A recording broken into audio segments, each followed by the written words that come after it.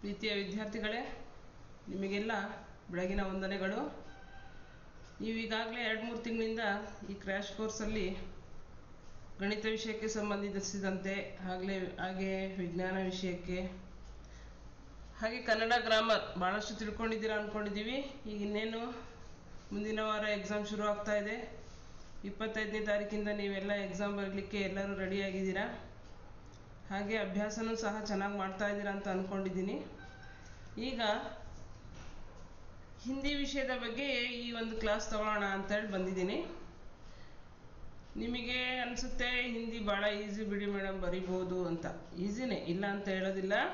ಬೇರೆ ವಿಷಯ ಅಂದರೆ ಗಣಿತ ಮತ್ತು ವಿಜ್ಞಾನ ವಿಷಯಗಳನ್ನು ಹೋಲಿಸ್ಕೊಂಡಾಗ ಹಿಂದಿ ಈಸಿ ಆಗುತ್ತೆ. ಆದರೆ ಸ್ಕೋರಿಂಗ್ ಸಬ್ಜೆಕ್ಟ್ ಯಾವುದಾಗಿರುತ್ತೆ?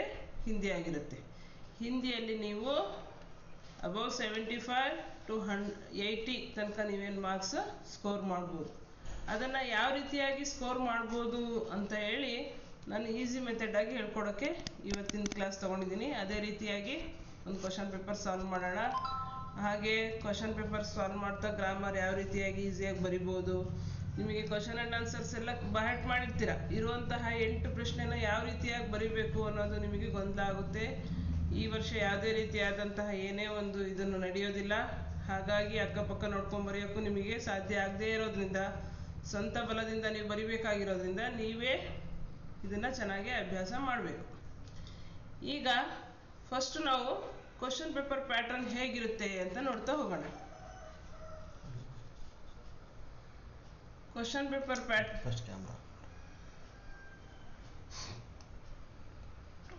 ಪೇಪರ್ ಪ್ಯಾಟರ್ನ್ ನೋಡಬೇಕು ಅಂತ ಹೋದರೆ ನಾವು ನಿಮಗೆಲ್ಲ ತಿಳಿದಿದೆ.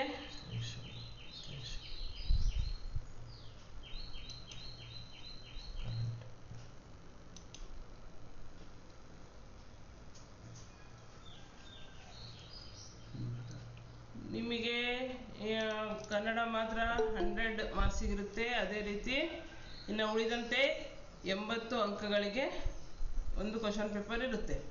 ಆ 80 ಅಂಕದ ಕ್ವಶನ್ ಪೇಪರಲ್ಲಿ ಯಾವ ರೀತಿ ಡಿಸ್ಟ್ರಿಬ್ಯೂಟ್ ಮಾಡಿದ್ದಾರೆ ಅಂತ ಫಸ್ಟು ನೋಡೋಣ. ಮೊದಲಿಗೆ ವ್ಯಾಕರಣಾಂಶಕ್ಕೆ ಸಂಬಂಧಪಟ್ಟಂತೆ ಕೇವಲ ವ್ಯಾಕರಣ ಮಾತ್ರ ಇರುತ್ತೆ. 8 × 1 ಅಂದರೆ 8 ಅಂಕದ ಬಹುವಿಕಲ್ಪೀಯ ಪ್ರಶ್ನೆ. ಬಹುವಿಕಲ್ಪೀಯ ಪ್ರಶ್ನೆ ಅಂದರೆ ಒಂದು ಪ್ರಶ್ನೆಗೆ 4 ಉತ್ತರಗಳನ್ನ ಕೊಟ್ಟಿರ್ತಾರೆ. ಅದರಲ್ಲಿ 2 ತಪ್ಪಿರುತ್ತೆ, 2 ಹತ್ತಿರದಲ್ಲಿರ್ತವೆ. ಅದರಲ್ಲಿ 1 ಮಾತ್ರ ಸರಿ ಇರುತ್ತೆ. ನಮಗೆ 2 ಅಲ್ಲ ಅಂತ ಗೊತ್ತಾಗುತ್ತೆ, ಇದು ಆನ್ಸರ್ ಅಲ್ಲ ಅಂತ ಗೊತ್ತಾಗುತ್ತೆ. ಆದರೆ ಇನ್ನು 2ರಲ್ಲಿ ಕನ್ಫ್ಯೂಷನ್ ಆಗುತ್ತೆ, ಯಾವ್ದು ಬರಿಬೇಕು ಅಂತ ಗೊಂದಲ ಆಗುತ್ತೆ. ಆ ರೀತಿಯಲ್ಲಿ ಸರಿಯಾದ ಉತ್ತರವನ್ನು ಆರಿಸಬೇಕು. ಅದು ಬಹುವಿಕಲ್ಪೀಯ ಪ್ರಶ್ನೆ. ಅದರಲ್ಲಿ ನಿಮಗೆ 8 ಅಂಕ ಇರುತ್ತೆ. 11 ಆಬ್ಜೆಕ್ಟ್ ಇರುತ್ತೆ. ಆ 11 ಆಬ್ಜೆಕ್ಟಲ್ಲಿ ಮೊದಲೇನು ಬರುತ್ತೆ? ಲಿಂಗ. ಮೊದಲು ಅಂದರೆ ಮೊದಲನೇ ಪ್ರಶ್ನೆ ಬರೋದಿಲ್ಲ, 2ನೇದು 3ನೇದು ಬರ್ಬೋದು. ಆದರೆ ಇದರಲ್ಲಿ ಲಿಂಗ ಇರುತ್ತೆ. ಲಿಂಗ ಅಂದರೆ ಅನ್ಯಲಿಂಗ. ಒಂದು ನಿಮಿಷ, ಸ್ಕ್ರೀನ್ ಶೇರ್ ಆಗಿಲ್ಲ ನಿಮಗೆ?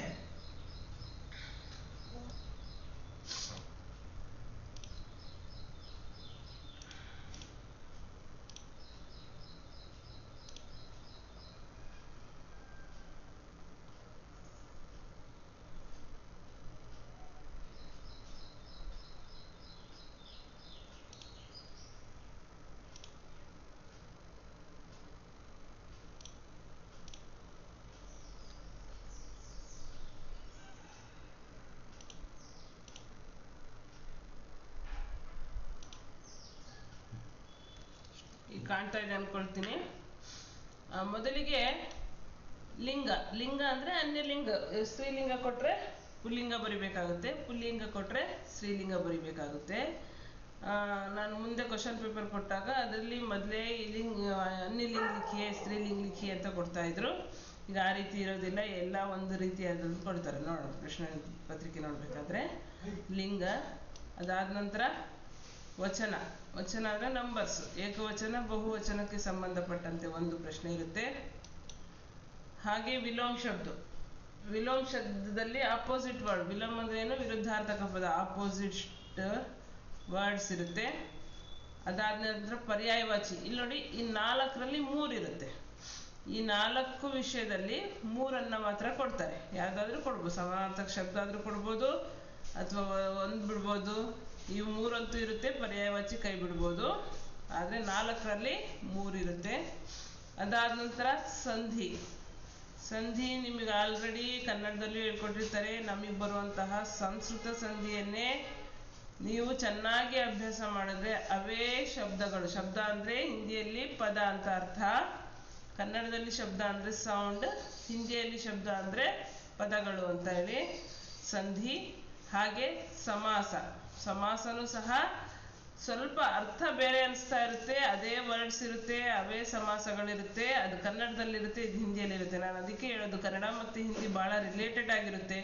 ನೀವು ವ್ಯಾಕರಣಾಂಶವನ್ನು ಚೆನ್ನಾಗಿ ಕಲ್ತ್ಬಿಟ್ರೆ 2ರಲ್ಲೂ ಸ್ಕೋರ್ ಮಾಡ್ಬೋದು. ನಾನು ಇದನ್ನ ಸ್ವಲ್ಪ ಬ್ರೀಫಾಗಿ ಹೇಳ್ಕೊಡ್ತೀನಿ. ಇದಾದ ನಂತರ ಪ್ರೇರಣಾರ್ಥಕ ಪದ ಇರುತ್ತೆ. ಪ್ರೇರಣಾರ್ಥಕ ಅಂತ ಅಂದ್ರೆ ಕರ್ಣ, ಕರಾನ ಅಂದ್ರೆ ಪ್ರಥಮ ಪ್ರೇರಣಾರ್ಥಕ ಮಾತ್ರ ಕೊಡ್ತಾರೆ. ಇದಾದ ನಂತರ ಕಾರಕ. ಕಾರಕದಲ್ಲಿ ಪೂರ ಕಾರಕಗಳು ಕೊಡೋದಿಲ್ಲ. ಕಿ, ಕಿ ಮತ್ತೆ ಕಿ. ಏನು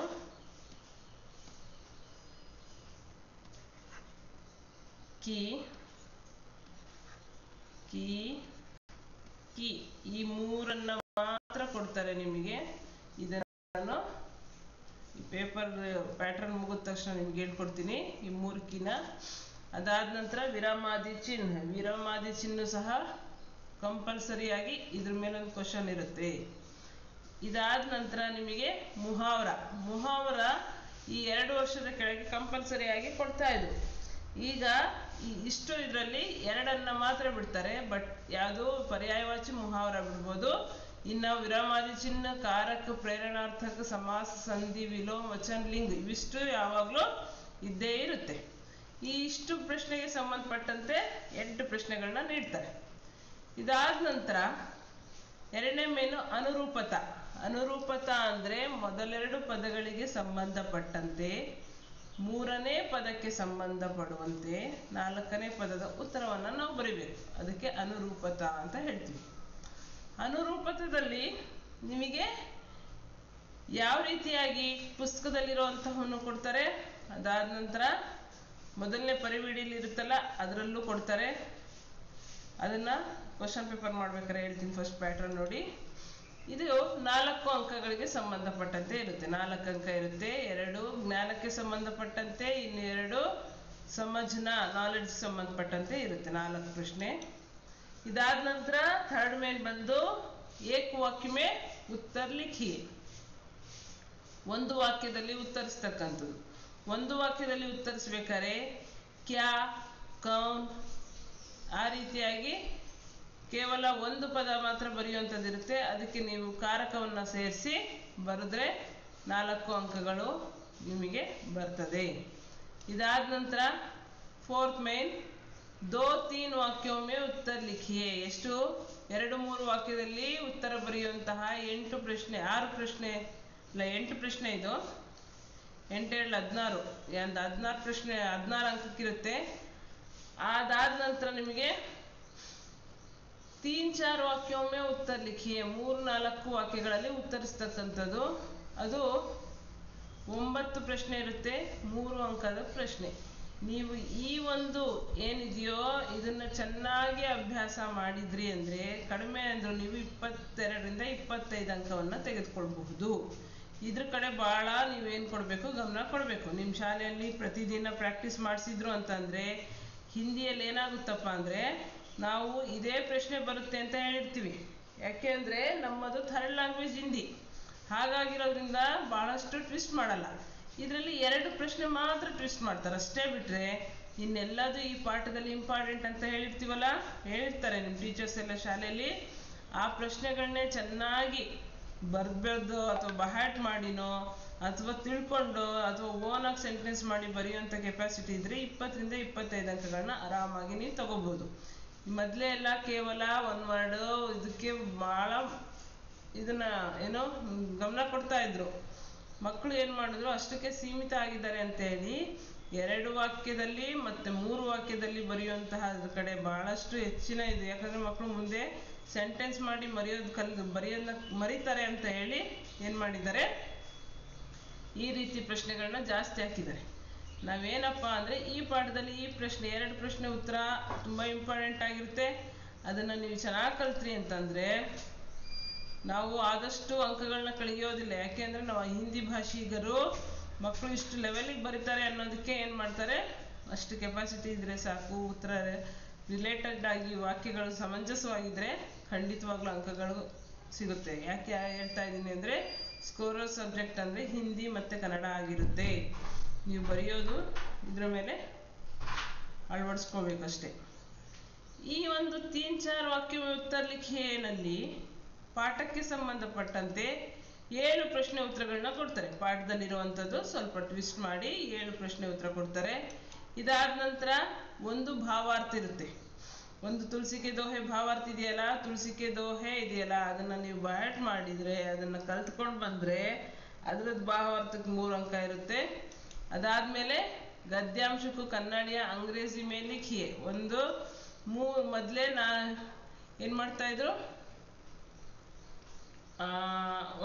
ಒಂದು 4 ವಾಕ್ಯಗಳನ್ನು ಕೊಟ್ಬಿಟ್ಟು ಬರೆಯಕ್ಕೆ ಕೊಡ್ತಿದ್ರು. ಈಗ ಇದರಲ್ಲಿ 4 ವಾಕ್ಯವನ್ನು ತೆಗೆದು 4 ಅಂಕಗಳನ್ನು ತೆಗೆದು 3 ಅಂಕ ಮಾಡಿ ಇದರಲ್ಲಿರುವಂತಹ 1 ಅಂಕವನ್ನು ಲೆಟರ್ ರೇಟಿಂಗ್ ಕೊಟ್ಟಿದ್ದಾರೆ. ಹಾಗಾಗಿ ನೀವು ಇದನ್ನ ಹೆಂಗೆ ಅಂದರೆ 3 ಸೆಂಟೆನ್ಸ್ ಕೊಟ್ಟಿರ್ತಾರೆ. 3 ಸೆಂಟೆನ್ಸಿಗೆ ಯಥಾ ಅನುವಾದ ಅದನ್ನು ಆ್ಯಸ್ ಇಟ್ ಈಸ್ ಕನ್ನಡದಲ್ಲಿ ಅನುವಾದ ಮಾಡಬೇಕು. ಅದರಲ್ಲಿ ನಿಮಗೆ ಸಂಸ್ಕೃತ ಪದ ಜಾಸ್ತಿ ಇರುತ್ತೆ. ನಾನು ಪೇಪರ್ ವಿಶ್ಲೇಷಣೆ ಮಾಡ್ಬೇಕಾದ್ರೆ ಹೇಳ್ತೀನಿ ಯಾವ ರೀತಿಯಾಗಿ ಆ್ಯಸ್ ಇಟ್ ಈಸ್ ವರ್ಡ್ಸ್ ಇರುತ್ತೆ ಕನ್ನಡದಲ್ಲಿ ಬರಿಬೇಕು ಅನ್ನೋದು. ಇದು 3 ಅಂಕಕ್ಕಿರುತ್ತೆ ನೋಡಿ. ಒಂದು 7 ಪ್ರಶ್ನೆಗಳು 3 ಅಂಕದವು ಇರ್ತದೆ. ಅದಾದಮೇಲೆ ಭಾವಾರ್ಥ ಇರುತ್ತೆ. ಅದಾದ ನಂತರ ಮಾತೃಭಾಷಾ ಅಂತ ಕೊಡೋದಿಲ್ಲ, ನೀವು ತೆಲುಗು ಇರುತ್ತೆ, ಏನಾದರೂ ಬೇರೆ ಭಾಷೆ ಇರುತ್ತೆ. ಹಾಗಾಗಿ ಕನ್ನಡ ಅಥವಾ ಇಂಗ್ಲೀಷಲ್ಲಿ, ಇಂಗ್ಲೀಷ್ ಮೀಡಿಯಮ್ನಲ್ಲಿ ಕನ್ನಡ ಕಷ್ಟ ಆದರೆ ಇಂಗ್ಲೀಷಲ್ಲಿ ಟ್ರಾನ್ಸ್ಲೇಟ್ ಮಾಡಿ ಬರೀತಕ್ಕಂಥದ್ದು.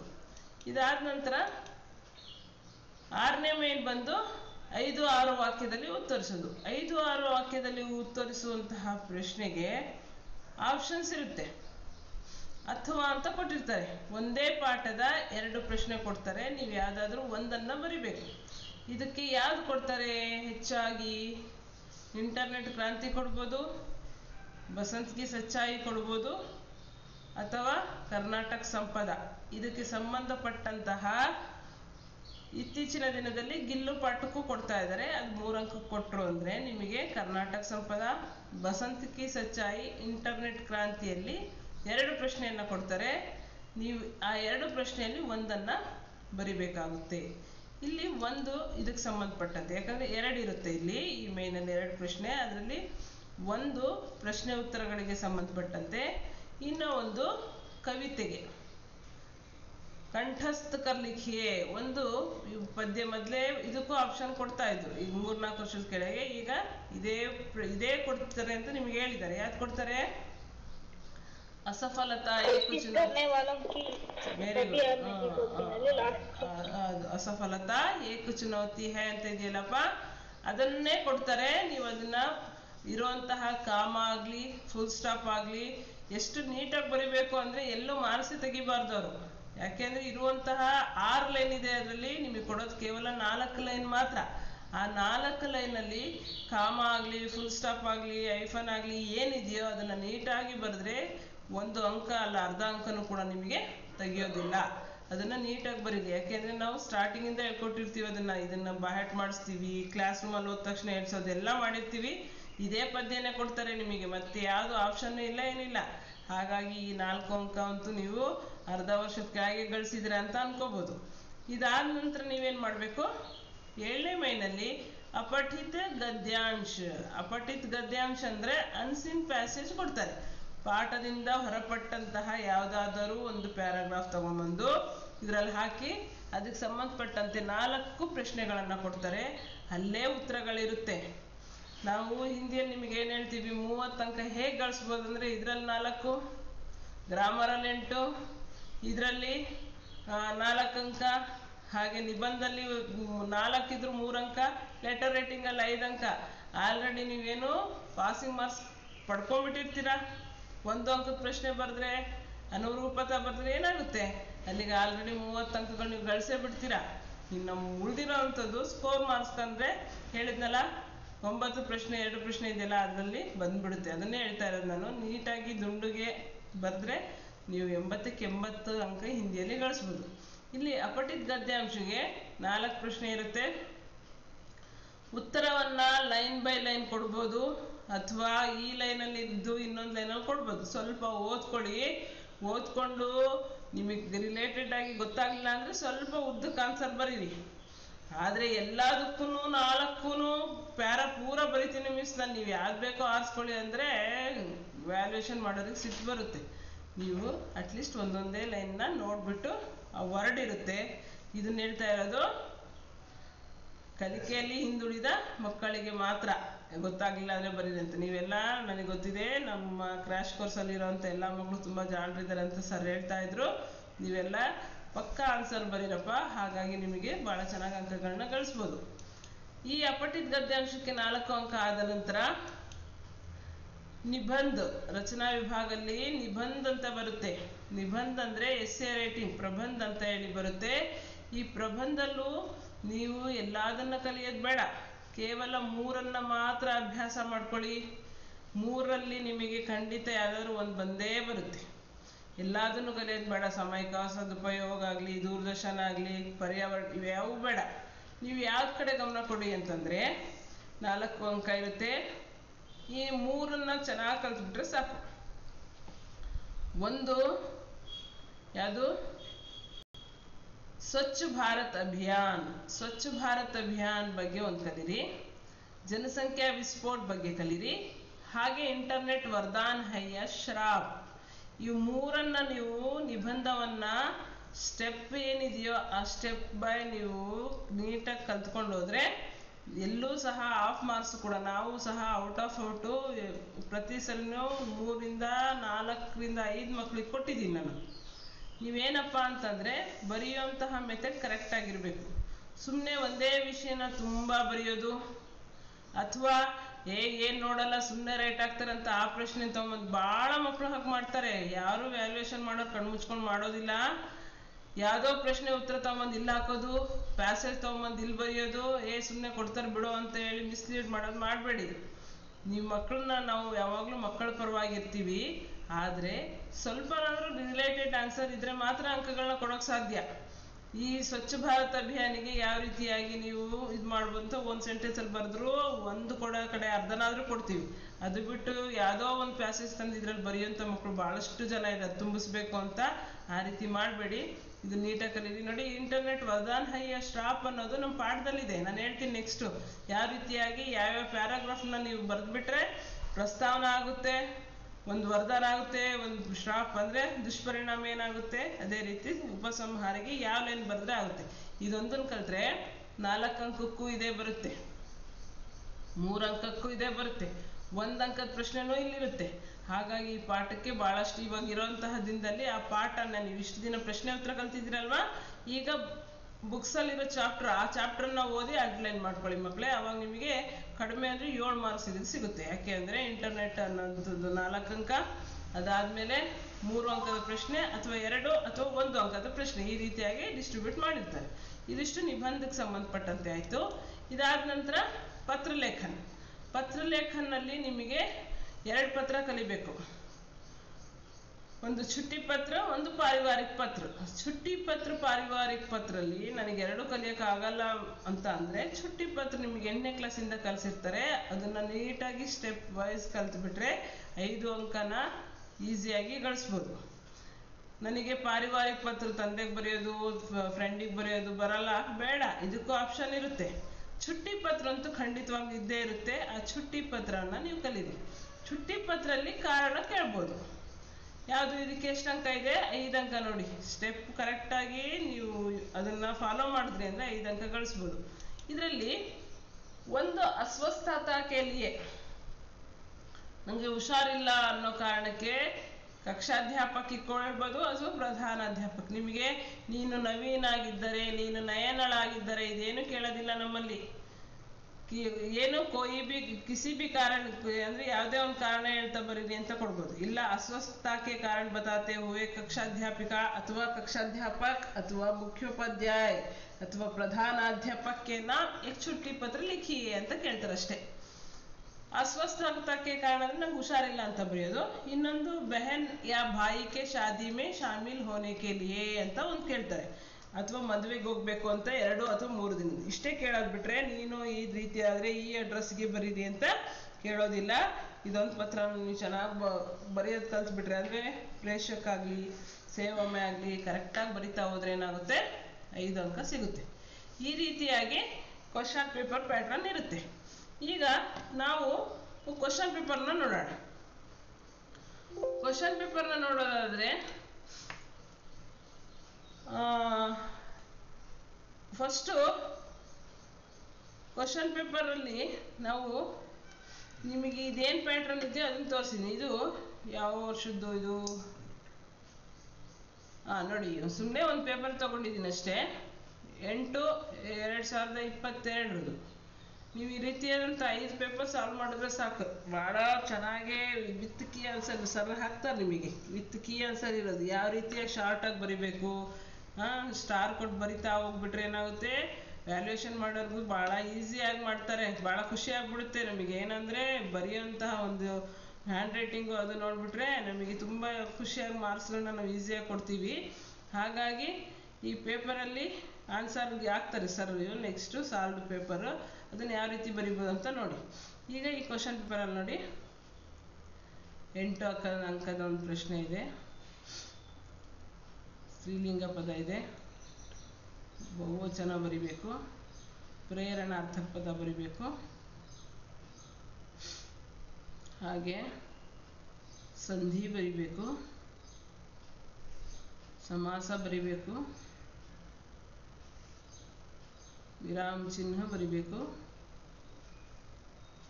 ಕಾರಕ. ಇಲ್ಲಿಗೆ 8 ಪ್ರಶ್ನೆ ಮುಗೀತು.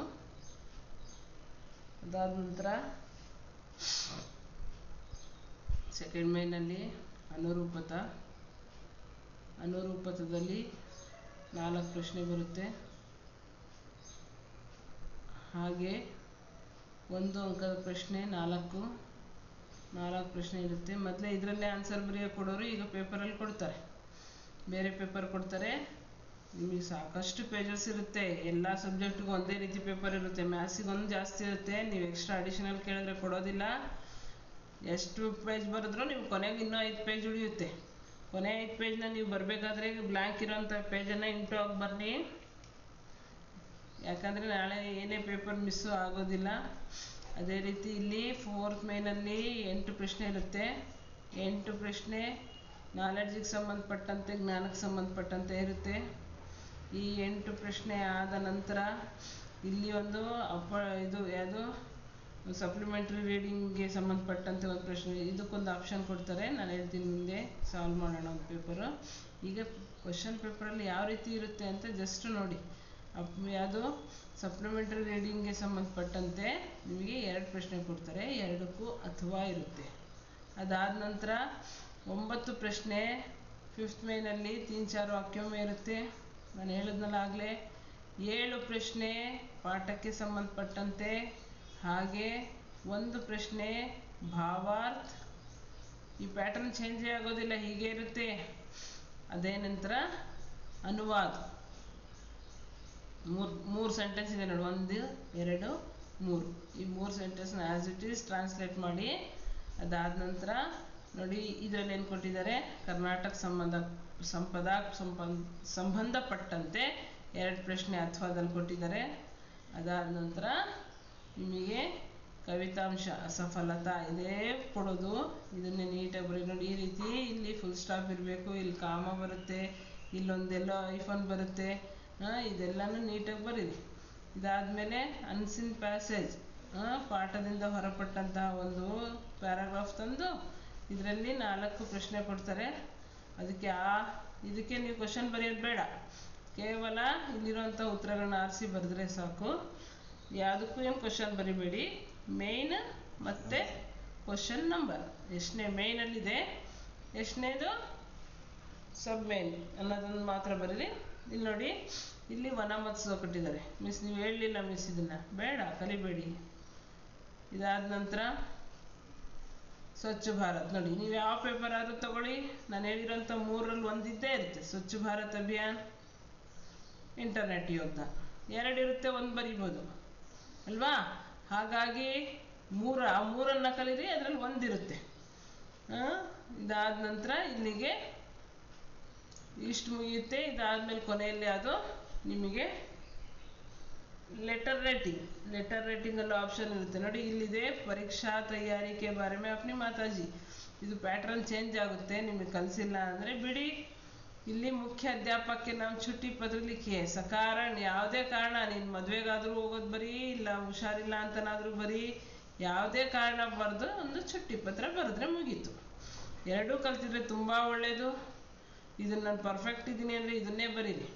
ಇಲ್ಲ ಮಿಸ್ ನನಗೆ ಕನ್ಫ್ಯೂಷನ್ ಇದೆ ಅಂತಂದರೆ ಇದನ್ನು 8ನೇ ಕ್ಲಾಸಿಂದ ಬರೆದಿರ್ತೀನಿ ಅನ್ನೋ ಒಂದೇ ಉದ್ದೇಶಕ್ಕೆ ಹೇಳಿರೋದು. ನೀವು ಇದನ್ನು ಸಹ ಬರೆದ್ರೆ 5 ಅಂಕ ಖಂಡಿತವಾಗ್ಲೂ ಕೊಡ್ತಾರೆ.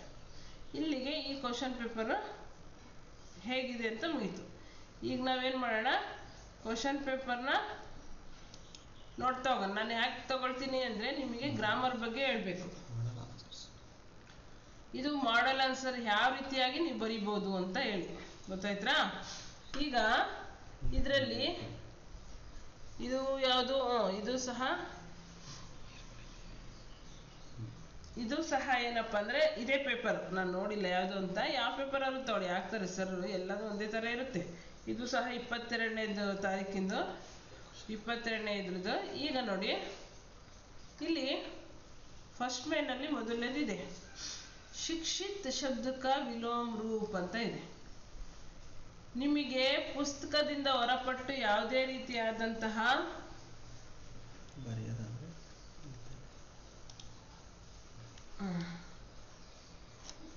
ಶಿಕ್ಷಿತ್ ಶಬ್ದ ಏನಾಗಿದೆ ಅಂತಂದ್ರೆ ಇಲ್ಲಿದೆಯಲ್ಲ ಶಿಕ್ಷಿತ್, ಇದು ಪುಸ್ತಕದಲ್ಲಿರೋವಂಥದ್ದೇ ಕೊಡೋದು ನಿಮಗೆ.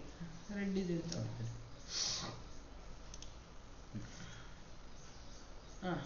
ಶಿಕ್ಷಿತ್ ಶಬ್ದಕ ವಿಲೋಮ್ ರೂಪ್ ಅಂತ ಕೇಳಿದ್ದಾರೆ. ವಿಲೋಮ್ ರೂಪಲ್ಲಿ 4 ಉತ್ತರ: ಶಿಕ್ಷಾ, ಅಶಿಕ್ಷಿತ್, ದೀಕ್ಷಾ, ಶಿಕ್ಷಣ ಅಂತ ಇದೆ. ಭಾಳ ಈಸಿ ಇದೆ ಇದು. ನೀವು ಆ ಸೇರಿಸಿ ಬರಿಬೇಕು. ಆ ಸೇರಿಸಿ ಬರಿಬೇಕು ಅಂದರೆ ಇದನ್ನೇನಂತೀವಿ ನಾವು, ಪ್ರಿಫಿಕ್ಸ್ ಅಂತ ಹೇಳ್ತೀವಿ. ಪ್ರಿಫಿಕ್ಸ್ ಅಂತ ಹೇಳಿದ್ರೆ ಉಪಸರ್ಗ ಸೇರಿಸಿ ಬರೆಯುವಂತಹವು ಇರ್ತವೆ, ಪರಸರ್ಗ ಸೇರಿಸಿ ಬರೆಯುವಂಥವು ಇದ್ದಾವೆ. ಇದು ನಾನು ಇದನ್ನೇ ಮಾಡಬೇಕು ಅಂತ ಬಂದಿರೋದು, ಇದನ್ನು ಸರಿಯಾಗಿ ನೋಡ್ಕೊಳ್ಳಿ. ಉಪಸರ್ಗ ಅಂತಂದರೆ ಮೊದಲಿಗೆ ಸೇರಿಸ್ತಕ್ಕಂಥ ಪ್ರಿಫಿಕ್ಸ್ ಇರುತ್ತಲ್ಲ ನಿಮ್ಮದ್ರಲ್ಲಿ, ಎಜುಕೇಟೆಡ್, ಅನ್ಎಜುಕೇಟೆಡ್ ಅಂತೆಲ್ಲ ಇರುತ್ತಲ್ಲ, ಆ ರೀತಿಯಾಗಿ ಪ್ರಿಫಿಕ್ಸ್ ಸೇರಿಸಿ ಬರೀತಕ್ಕಂಥದ್ದು. ಶಿಕ್ಷಿತಿಗೆ ಆ ಸೇರಿಸಿದ್ರೆ ಏನಾಗುತ್ತೆ, ಅಶಿಕ್ಷಿತ ಆಗುತ್ತೆ. ಆ ಅನ್ನೋದು ಪ್ರತ್ಯಯ. ಬರೀ ಆ ಹೇಳಿದಾಗ ಯಾವುದೇ ಅರ್ಥ ಇರೋದಿಲ್ಲ. ಇದನ್ನ ಒಂದು ಪದದ ಜೊತೆಗೆ ಸೇರಿಸಿದಾಗ ಏನಾಗುತ್ತೆ, ಅರ್ಥ ಆಗುತ್ತೆ. ಅದಕ್ಕೆ ಇದನ್ನು ಪ್ರತ್ಯಯ ಅಂತ ಹೇಳ್ತಾರೆ. ಪ್ರತ್ಯಯ ಎಲ್ಲಿರುತ್ತೆ, ಮೊದಲನೇ ಇದು ಅಂದರೆ ಒಂದು ಪದಕ್ಕಿಂತ ಮುಂಚೆ ಸೇರಿಸಿದಾಗ ಇದನ್ನ ನಾವೇನಂತೀವಿ, ಉಪಸರ್ಗ ಅಂತ ಹೇಳ್ತೀವಿ. ಇದಕ್ಕೆ ಯಾವ್ಯಾವ ರೀತಿ ಸೇರಿಸ್ಬೋದು, ಆ ಸೇರಿಸ್ಬೋದು, ಅನ್ ಸೇರಿಸ್ಬೋದು, ಅನಾ ಸೇರಿಸ್ಬೋದು. ಈ ರೀತಿಯಾಗಿ ಸೇರಿಸಿ ವಿರುದ್ಧ ಪದಗಳನ್ನ ಬರಿಬೋದು. ಇದು ನಿಮ್ಮ ಪ್ರತಿ ಪಾಠದಲ್ಲಿರುವಂತಹ ಇದರಲ್ಲಿರೋವನ್ನೇ ಆರಿಸಿಕೊಡ್ತಾರೆ, ಏನೋ ಹೊರಗಡೆ ಕೊಡೋದಿಲ್ಲ. ಇದೇ ರೀತಿ ಆದರ್ ಅಂತ ಇದೆ, ಆದರ್ ಕರ್ಣ ಅಂತ ಇದೆ. ಆದರ್ ಕರ್ನಾಗ ಏನ್ ಬೆರೆಸ್ಬೇಕು, ಅನಾಧಾರ್ ಅಂತ ಬರಿಬೇಕು. ಅನಾಧಾರ್ ಅಂತ ಬರೆದ್ರೆ ಇದು ವಿರುದ್ಧ ಪದ ಆಗುತ್ತೆ. ಅದೇ ರೀತಿ ಅವಶ್ಯಕ್, ಅನಾವಶ್ಯಕ್, ಲಿಖಿತ್, ಅಲಿಖಿತ್ ಅಂತೇಳಿ ಆ ಸೇರಿಸಿ ಬರೆದ್ರೆ ಆಪೋಸಿಟ್ ವರ್ಡ್ ಆಗುತ್ತೆ. ಇದು ಪ್ರಿಫಿಕ್ಸ್ ಆಯ್ತು. ಸಫಿಕ್ಸ್ ಅಂದ್ರೆ ಪರಸರ್ಗ ಅಂದ್ರೆ ನಂತರ ಬರೀತಕ್ಕಂಥದ್ದು. ಪರಸರ್ಗ ಅಂದ್ರೆ ಏನು, ಸಫಿಕ್ಸ್ ಸೇರಿಸಿ ಬರೀತಕ್ಕಂಥ. ಫಾರ್ ಎಕ್ಸಾಂಪಲ್ ಏನಪ್ಪಾ ಅಂದ್ರೆ ಬಲ್ವಾನ್ ಅಂತ ಇದೆ. ನಿಮಗೆ ಈ ತರ ಎಷ್ಟು ಕಷ್ಟದ ಕೊಡೋದೇ ಇಲ್ಲ ಹಿಂದಿಯಲ್ಲಿ. ಬಲ್ವಾನ್ ಅಂತ ಇದೆ. ಬಲ್ವಾನ್ಗೆ ಆಪೋಸಿಟ್ ಏನ್ ಬರಿಬೇಕು, ಬಲಹೀನ್ ಅಂತ ಬರಿಬೇಕು. ಏನ್ ಬರಿಬೇಕು, ಬಲಹೀನ್ ಅಂತ ಬರಿಬೇಕು. ವಾನ್ ತೆಗೆದ್ಬಿಟ್ಟು ಪರಸರ್ಗ ಹೀನ್ ಬರಿಬೇಕು. ಇದು ಆಪೋಸಿಟ್ ಆಗುತ್ತೆ. ಈ ರೀತಿ ಕೊಡೋದಿಲ್ಲ ನಿಮಗೆ. ಶಿಕ್ಷಿತ್, ಅಶುಭ, ಜ್ಞಾನ ಈ ರೀತಿ ಆ ಅಥವಾ ಅನ್ ಸೇರಿಸಿ ಬರೆಯುವಂಥದ್ದನ್ನ ನಿಮಗೆ ಕೊಡ್ತಾರೆ. ಇದನ್ನ ಬರೆದ್ರೆ ನಿಮ್ಗೇನು ವಿಲೋಮ ಶಬ್ದ ಆಯ್ತು. ಇದಾದ ನಂತರ ಏನ್ ಮಾಡ್ಬೇಕು ನಾವು, ನೆಕ್ಸ್ಟ್ ಪ್ರಶ್ನೆ ತಗೊಳ್ತಾ ಹೋಗೋಣ. ನೆಕ್ಸ್ಟ್ ಪ್ರಶ್ನೆಯಲ್ಲಿ ಏನಿದೆ ಅಂದ್ರೆ ಬೇಟಾ ಶಬ್ದಕ ಸ್ತ್ರೀಲಿಂಗ ರೂಪ. ನೋಡ್ರಿ ಇದರಲ್ಲಿ ಆ ಪಾಯಿಂಟ್ಸ್ ಎಲ್ಲ ಬರ್ಕೋಬೇಕು ನೀವು. ಅವು ಏನೇನು ಅಲ್ಲಿ ತೋರಿಸಿದ್ರೆ ಅವೆಲ್ಲ ಏನೇನು ಜಾಯಿನ್ ಮಾಡಬೇಕು ಪ್ರಿಫಿಕ್ಸ್ ಆಗಿ ಅಂತ ಬರೆದಿಟ್ಕೊಳ್ರಿ. ಬರ್ಕೋತಾ ಇದ್ರಿಲ್ಲ? ಮಾಡ್ತಾ ಇರೋದು ಅರ್ಥ ಆಗ್ತಾ ಇದೆಯೇನ್ರಮ್ಮ? ಓಕೆ ಓಕೆ ಆಯ್ತಪ್ಪ. ಈಗ ಇಲ್ಲಿ ಸ್ತ್ರೀಲಿಂಗ ರೂಪ ಅಂತ ಕೊಟ್ಬಿಟ್ಟಿದ್ದಾರೆ ನೋಡಿ. ಇದು ಡೈರೆಕ್ಟ್ ಕ್ವಶನ್ ಇದೆ. ಬೇಟಾ ಶಬ್ದಕ ಸ್ತ್ರೀಲಿಂಗ ರೂಪ ಕ್ಯಾ ಹೈ ಅಥವಾ ರೂಪ ಹೈ ಅಂತ ಹೇಳಿ ಕೊಟ್ಟಿದ್ದಾರೆ. ಈಗ ಇದರಲ್ಲಿ ನಾವು ಹಿಂಗ್ ಡೈರೆಕ್ಟ್ ಆಗಿ ಕೊಟ್ರೆ ಇದ್ರಲ್ಲಿ ನೋಡ್ತೀವಿ ಬೇಟಾ ಬೇಟಿ ಅಂತ ಇದು ಗೊತ್ತಿದೆ ನಿಮಗೆ ಆನ್ಸರ್. ಪೋತ ಪೋತಿ, ಸುತ್ ಪುತ್ರ ಪುತ್ರಿ ಅಂತ ಬರೆದ್ಬಿಡ್ತೀವಿ. ಸುತ್ತ ಸುತ್ತಿ ಅಲ್ವಾ? ಈಗ ಬೇಟಿ ಅನ್ನೋದು ಡೈರೆಕ್ಟ್ ಆಗಿ ನಾವು ಬರ್ದ್ವಿ. ಆದ್ರೆ ಇನ್ನೂ ಒಂದು ಕ್ವಶನ್ ಪೇಪರ್ ಅಲ್ಲಿ ಹೇಗಿರುತ್ತೆ ಅಂದ್ರೆ ನಿಮ್ನಲಿಖಿತ ಏನು ಈ ಪದಗಳಿದಾವೋ ಇದರಲ್ಲಿ ಒಂದು ಸ್ತ್ರೀಲಿಂಗ ರೂಪ ಯಾವುದು ಅಂತ ಕೊಡ್ತಾರೆ. ಸ್ತ್ರೀಲಿಂಗ ರೂಪ ಯಾವುದು ಅಂತ ಕೊಡ್ತಾರೆ. ಯಾಕೆಂದ್ರೆ ಇನ್ನು ಮೂರನ್ನ ಬೇರೆ ಬೇರೆ ಕೊಡ್ತಾರೆ. ಇಲ್ಲಿ ಏನ್ ಕೊಡ್ಬೋದು? ಹಾತಿ ಕೊಡ್ಬೋದು, ಇಲ್ಲಿ ಲಡ್ಕ ಕೊಡ್ಬೋದು, ಇಲ್ಲಿ ಭಾಯಿ ಕೊಡ್ಬೋದು, ಇಲ್ಲಿ ಪತ್ನಿ ಅಂತ ಕೊಡ್ತಾರೆ. ಇದರಲ್ಲಿ ಸ್ತ್ರೀಲಿಂಗ ರೂಪ ಯಾವುದು ಅಂದಾಗ ನೋಡ್ಬೇಕು ನೀವು. ಹಾತಿ ಅಂದ ತಕ್ಷಣ ನೀವೇನು ಇದು ಸ್ತ್ರೀಲಿಂಗ ಪದನ ಅಂತ ಅನ್ಕೋಬೇಡಿ. ಹಾತಿ ಅಂತ ಅಂದ್ರೆ ಇದು ಗಂಡಾನೆಗೆ ಹಾತಿ ಅಂತ ಹೇಳೋದು. ಹೆಣ್ಣಾನೆಗೆ ಏನಂತೀವಿ? ಹತಿನಿ ಅಂತ ಹೇಳ್ತೀವಿ. ಹತಿನಿ, ಹಾತಿನ್ ಅಂತ ಹೇಳ್ತೀವಿ. ಹಾತಿ ಅಂದ್ರೆ ಪುಲ್ಲಿಂಗ ಶಬ್ದ. ಹಾಗಾಗಿ ಇದು ಅಲ್ಲ, ಇದು ಅಲ್ಲ, ಲಡ್ಕ ಅನ್ನೋದು ಅಲ್ಲ, ಅದೇ ರೀತಿ ಭಾಯಿ ಅನ್ನೋದು ಅಲ್ಲ, ಪತ್ನಿ ಅನ್ನೋದು ಸ್ತ್ರೀಲಿಂಗ. ಇಲ್ಲಿ ಬೇಟಾ ಶಬ್ದಕ ಸ್ತ್ರೀಲಿಂಗ ರೂಪ ಡೈರೆಕ್ಟ್ ಕೊಟ್ರೆ ಬರೀತೀರಾ. ಈಗ 22 ಅಲ್ವಾ ಇದು 23, 24ನೇ ಪೇಪರ್ ಅಲ್ಲಿ ನೋಡಿದಾಗ ನಿಮ್ನ ಲಿಖಿತ ಜೋ ಶಬ್ದೋ ಮೇ ಸೆ ಏಕ್ ಸ್ತ್ರೀಲಿಂಗ ರೂಪ ಲಿಖಿಯೇ ಅಂತ ಕೊಡ್ತಾರೆ. 3 ಪುಲ್ಲಿಂಗ ಕೊಟ್ಟಿರ್ತಾರೆ, 1 ಸ್ತ್ರೀಲಿಂಗ ಕೊಟ್ಟಿರ್ತಾರೆ. ಅಥವಾ ಪುಲ್ಲಿಂಗ ಶಬ್ದ ಲಿಖಿಯೇ ಅಂತ ಕೊಟ್ಟಿರ್ತಾರೆ. ಪುಲ್ಲಿಂಗ ಶಬ್ದ ಕೌನ್ಸಾ ಹೈ ಅಂತ ಕೊಟ್ಟಾಗ ನೀವೇನ್ ಮಾಡ್ಬೇಕು? 3 ಸ್ತ್ರೀಲಿಂಗ ಇರ್ತವೆ. ಬೇಟಿ, ಮಾತಾ, ಇನ್ನೊಂದೇನೋ ಕೊಟ್ಬಿಟ್ಟು ಒಂದೇ ಒಂದು ಕೊಡ್ತಾರೆ, ಶೇರ್ ಅಂತ ಕೊಡ್ತಾರೆ. ಅದ್ರಾಗ ನೀವೇನ್ ಮಾಡ್ಬೇಕು? ಶೇರ್ ಅನ್ನೋದೇನ್ ಮಾಡ್ಬೇಕು? ಪುಲ್ಲಿಂಗ ಪದ ಅಂತ ಬರಿಬೇಕು. ಈ ರೀತಿ ಕೊಡ್ತಾರೆ. ಇದು ಡೈರೆಕ್ಟ್ ಆಗಿ ಕೊಡೋದಿಲ್ಲ. ಇದೊಂದು ನೆನ್ಪಿಟ್ಕೊಳ್ಳಿ. ಇದಾದ ನಂತರ ಇದು ಅಷ್ಟೇ ಮೇಸೆ ಬಹುವಚನ ಶಬ್ದ. ಇದನ್ನ ಡೈರೆಕ್ಟ್ ಆಗಿ ಕೊಟ್ಟಿರೋ ಪೇಪರ್ ಇದು. ನಿಮ್ನ ಲಿಖಿತ ಮೇಸೆ ಬಹುವಚನ ಶಬ್ದ ಹೈ ಅಂತ ಅಂದಾಗ ಡಿಬ್ಬಾ ಏನು ಏಕವಚನ, ಕಮ್ರಾ ಏಕವಚನ, ದಾಯರಾ ಏಕವಚನ. ಇದಕ್ಕೆ ಆನ್ಸರ್ ಯಾವುದು? ಕಿತಾಬೆ ಅನ್ನೋದು ಸಹಿ ಉತ್ತರ. ಕಿತಾಬೆ ಅನ್ನೋದು ಸಹಿ ಉತ್ತರ. ಡಿಬ್ಬಾ ಅನ್ನಂದ್ರೆ ಡಬ್ಬ ಒಂದೇ, ದಾಯರಾ ಅಂದ್ರೆ ಒಂದು ರೀತಿ ಇದು ಗ್ರಾಸ್ಗಳು ಇರ್ತಾವಲ್ಲ ಅದು, ಕಮ್ರಾ ಅಂದ್ರೆ ರೂಮು. ಇದರಲ್ಲಿ ಬಹುವಚನ ಯಾವುದು? ಇದೊಂದಿರುತ್ತೆ. ಅಥವಾ ನಿಮಗೆ ಇಲ್ಲಿ ಏಕವಚನ ಅಂತ ಕೊಟ್ಬಿಟ್ಟು 3 ಬಹುವಚನ ಕೊಟ್ಟು ಒಂದೇ ಒಂದು ಏಕವಚನ ಕೊಡ್ತಾರೆ. ನೀವು ಅದಕ್ಕೆ ಬರಿಬೇಕು. ನೀವು ಕರೆಕ್ಟಾಗಿ ಫಸ್ಟ್ ಓದ್ಕೋಬೇಕು. ಅದರಲ್ಲಿ ಹೇಳಿದ್ನಲ್ಲ 2 ರಿಲೇಟೆಡ್ ಆನ್ಸರ್ ಇರುತ್ತೆ. ಇದಾದ್ಮೇಲೆ ನೀವು ನೆಕ್ಸ್ಟ್ ಬರ್ತಕ್ಕಂಥದ್ದೇನಪ್ಪ ಅಂದ್ರೆ ಚಲನ ಶಬ್ದಕ ಪ್ರಥಮ ಪ್ರೇರಣಾರ್ಥ. ಪ್ರೇರಣಾರ್ಥ ಕೇಳಿದೆ. ಪ್ರೇರಣಾರ್ಥಕಲ್ಲಿ ನಾವು ಏನ್ ಮಾಡಬೇಕು ಅಂತಂದ್ರೆ ಪ್ರೇರಣಾರ್ಥಕ ಪದ ಅಂದ್ರೆ ಫಸ್ಟ್ ನಾವು ಧಾತು ನೋಡ್ತೀವಿ. ಧಾತು, ಧಾತು ಪದಕ್ಕೆ ಕ್ರಿಯಾ ಆಗುತ್ತೆ. ಕ್ರಿಯಾಪದದಲ್ಲಿ ಪ್ರಥಮ ಪ್ರೇರಣಾರ್ಥಕ, ದ್ವಿತೀಯ ಪ್ರೇರಣಾರ್ಥಕ. ಹೇಳ್ಕೊಟ್ಟಿದಾರಲ್ಲೇನಪ್ಪ ನಿಮಗೆ? ಇದನ್ನ ಹೇಳ್ಕೊಟ್ಟಿದಾರ ಇಲ್ಲ? ಧಾತು ಅಂದ್ರೆ ಕರ್ ಅನ್ನೋದು ಧಾತು ಅಪ್ಪ. ಕರ್ ಅನ್ನೋದು ಧಾತು ಆಗಿರುತ್ತೆ. ಮಾಡು ಅನ್ನೋದು ಧಾತು ಆಗಿರುತ್ತೆ. ಕರ್ ಅನ್ನೋದು ಪದದ ಕ್ರಿಯಾಪದ ಕರ್ಣ, ಮಾಡುವುದು ಅಲ್ಲೇನಪ್ಪ.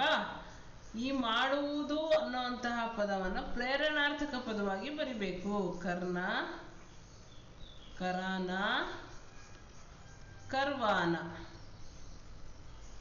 ದ್ವಿತೀಯ ಪ್ರೇರಣಾರ್ಥಕ ಕೊಡೋದಿಲ್ಲ, ಪ್ರಥಮ ಪ್ರೇರಣಾರ್ಥಕ ಕೊಡ್ತಾರೆ. ನಿಮಗೆ ಆಪ್ಷನ್ ಅಲ್ಲಿ ಈ ರೀತಿಯಾಗಿ ಕೊಡ್ತಾರೆ ನೋಡಿ. ಇಲ್ಲಿ ಚಲ್ ಅನ್ನೋದೇನು ಧಾತು, ಚಲನ ಅನ್ನೋದು ಕ್ರಿಯಾಪದ. ಇದಕ್ಕೆ ಲಾಗೆ ದೀರ್ಘ ಬರೆದ್ರೆ ಮುಗೀತು. ಚಲನ ಅನ್ನೋದೇ ಏನು ಪ್ರಥಮ ಪ್ರೇರಣಾರ್ಥಕ, ಚಲ್ವಾನ ಅನ್ನೋದು ದ್ವಿತೀಯ ಪ್ರೇರಣಾರ್ಥಕ. ಇಲ್ಲಿ ಮಕ್ಕಳಿಗೆ ಕನ್ಫ್ಯೂಸ್ ಆಗಬಾರ್ದು ಅಂತ ಇವೆರಡನ್ನೂ ರಾಂಗ್ಗೆ ಕೊಟ್ಬಿಟ್ಟಿದ್ದಾರೆ.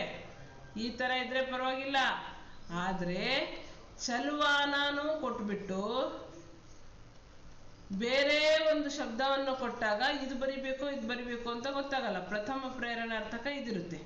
ಇದಕ್ಕೆ ಕೇವಲ ಎರಡನೇ ಅಕ್ಷರಕ್ಕೆ ದೀರ್ಘ ಹಾಕಿದ್ರೆ ಮುಗ್ದೋಯ್ತು. ನೆಕ್ಸ್ಟ್ ಸೋನಾ ಕೊಡ್ತಾರೆ.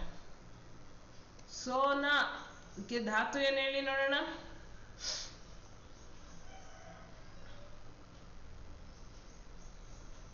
ಮ್ಯೂಟ್ ಮಾಡ್ಕೊಂಡು ಹೇಳಿ. ಸೋನಾ ಶಬ್ದಕ್ಕೆ ಧಾತು ಏನು?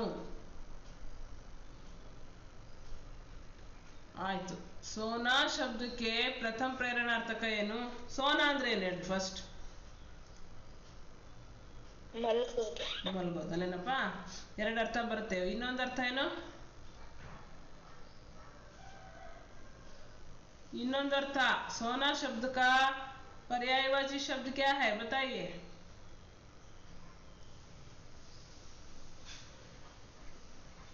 ಏನು ನೋಡಿ, ಏನಿದು?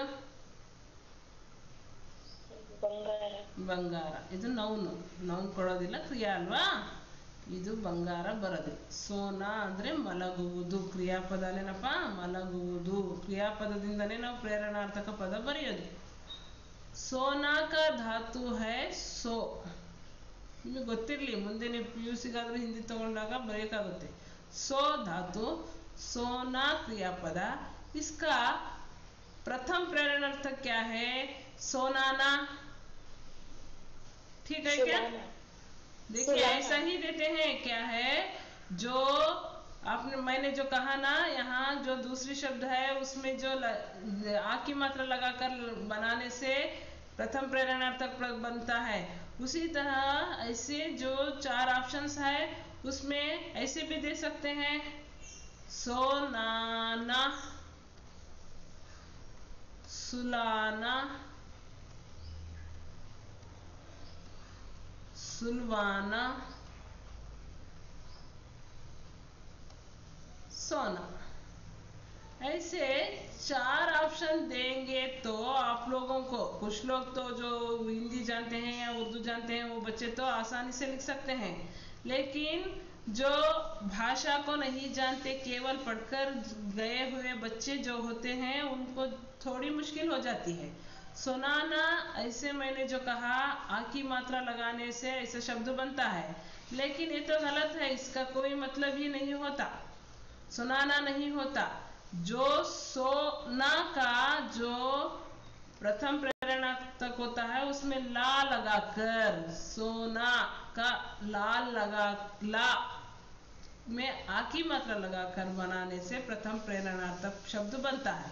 मैंने इसलिए कहा कि ये तो जो प्रश्न है ये आसान प्रश्न था, लेकिन यदि हम सुनना, सुनना, सुनाना, सुनवाना ये तो हो जाता है, लेकिन सोना, सोना शब्द के लिए तो ला की मात्रा, ला शब्द लगाकर आ की मात्रा लगाकर बनाने से प्रथम प्रेरणार्थक बन जाता है. अर्थ ಆಗ್ತಿದೆ ಅನ್ಕೊಂಡಿದ್ದೀನಿ. ಸೋನಾಗೆ ಸೊನಾನ ಅಂತ ಬರೆಯೋದಲ್ಲ. ಸೋನಾ ಅಂದ್ರೆ ಮಲಗೋದು, ಸುಲಾನಾ ಅಂದ್ರೆ ಮಲಗಿಸೋದು, ಸುಲ್ವಾನಾ ಅಂತ ಅಂದ್ರೆ ಹೇಳಿ ಮಲಗಿಸೋದು. ಸೋನಾ ಅಂದ್ರೆ ನಾವು ಮಲಗೋದು, ಸುಲಾನಾ ಅಂದ್ರೆ ಅಥವಾ ಪಾಪುಗೋ ಅಥವಾ ತಂಗಿಗೋ ಯಾರಿಗೋ ಮಲಗಿಸೋದು ಅಂತ ಇಟ್ಕೊಳ್ಳಿ. ಸುಲ್ವಾನಾ ಅಂದ್ರೆ ತಾಯಿ ಮಗಳಿಗೆ ಹೇಳ್ತಾಳೆ, ಹೋಗಮ್ಮ ನಿನ್ ತಂಗಿಗೆ ಮಲಗಿಸು. ಇದೇ ಪ್ರೇರಣಾರ್ಥಕ ಪದ. ಒಬ್ರಿಂದ ಒಬ್ರಿಗೆ ಹೇಳೋವಂಥದ್ದು ಪ್ರೇರಣಾರ್ಥಕ ಪದ. ಸೋನಾಗೆ ಸಹಿಯಾದ ಉತ್ತರ ಏನಪ್ಪಾ ಅಂದ್ರೆ ಸುಲಾನಾ. ಈ ರೀತಿಯಾಗಿ ನೀವೇನ್ ಮಾಡ್ಬೇಕು, ಬರಿಬೇಕಾಗುತ್ತೆ. ಕೆಲವು ಪದಗಳಿಗೆ ಆಕಿ ಮಾತ್ರ ಬರೆದ್ಬಿಟ್ರೆ ಪದ ಆಗುತ್ತೆ, ಆದ್ರೆ ಕೆಲವಕ್ಕೆ ನಾ ಇದ್ದಿದ್ದು ಲಾ ಆಗುತ್ತೆ. ಈ ರೀತಿಯಾದಂಥವಿದಾವೆ. ನಿಮಗೆ ಇದ್ರೆ ನೋಡ್ರಿ, ಮೊದಲನೇ ಎರಡನೇ ಪಾಠದಲ್ಲೂ ಮೂರನೇ ಪಾಠದಲ್ಲೂ ಬಹಳಷ್ಟು ಇದಾವೆ. ಅದನ್ನ ನೋಡ್ಕೊಂಡೋಗಿ, ಅದರಲ್ಲೇ ಕೊಡೋದು, ಅದನ್ನ ಬಿಟ್ಟು ಬೇರೆದೇನು ಕೊಡೋದಿಲ್ಲ. ಇದಾದ್ಮೇಲೆ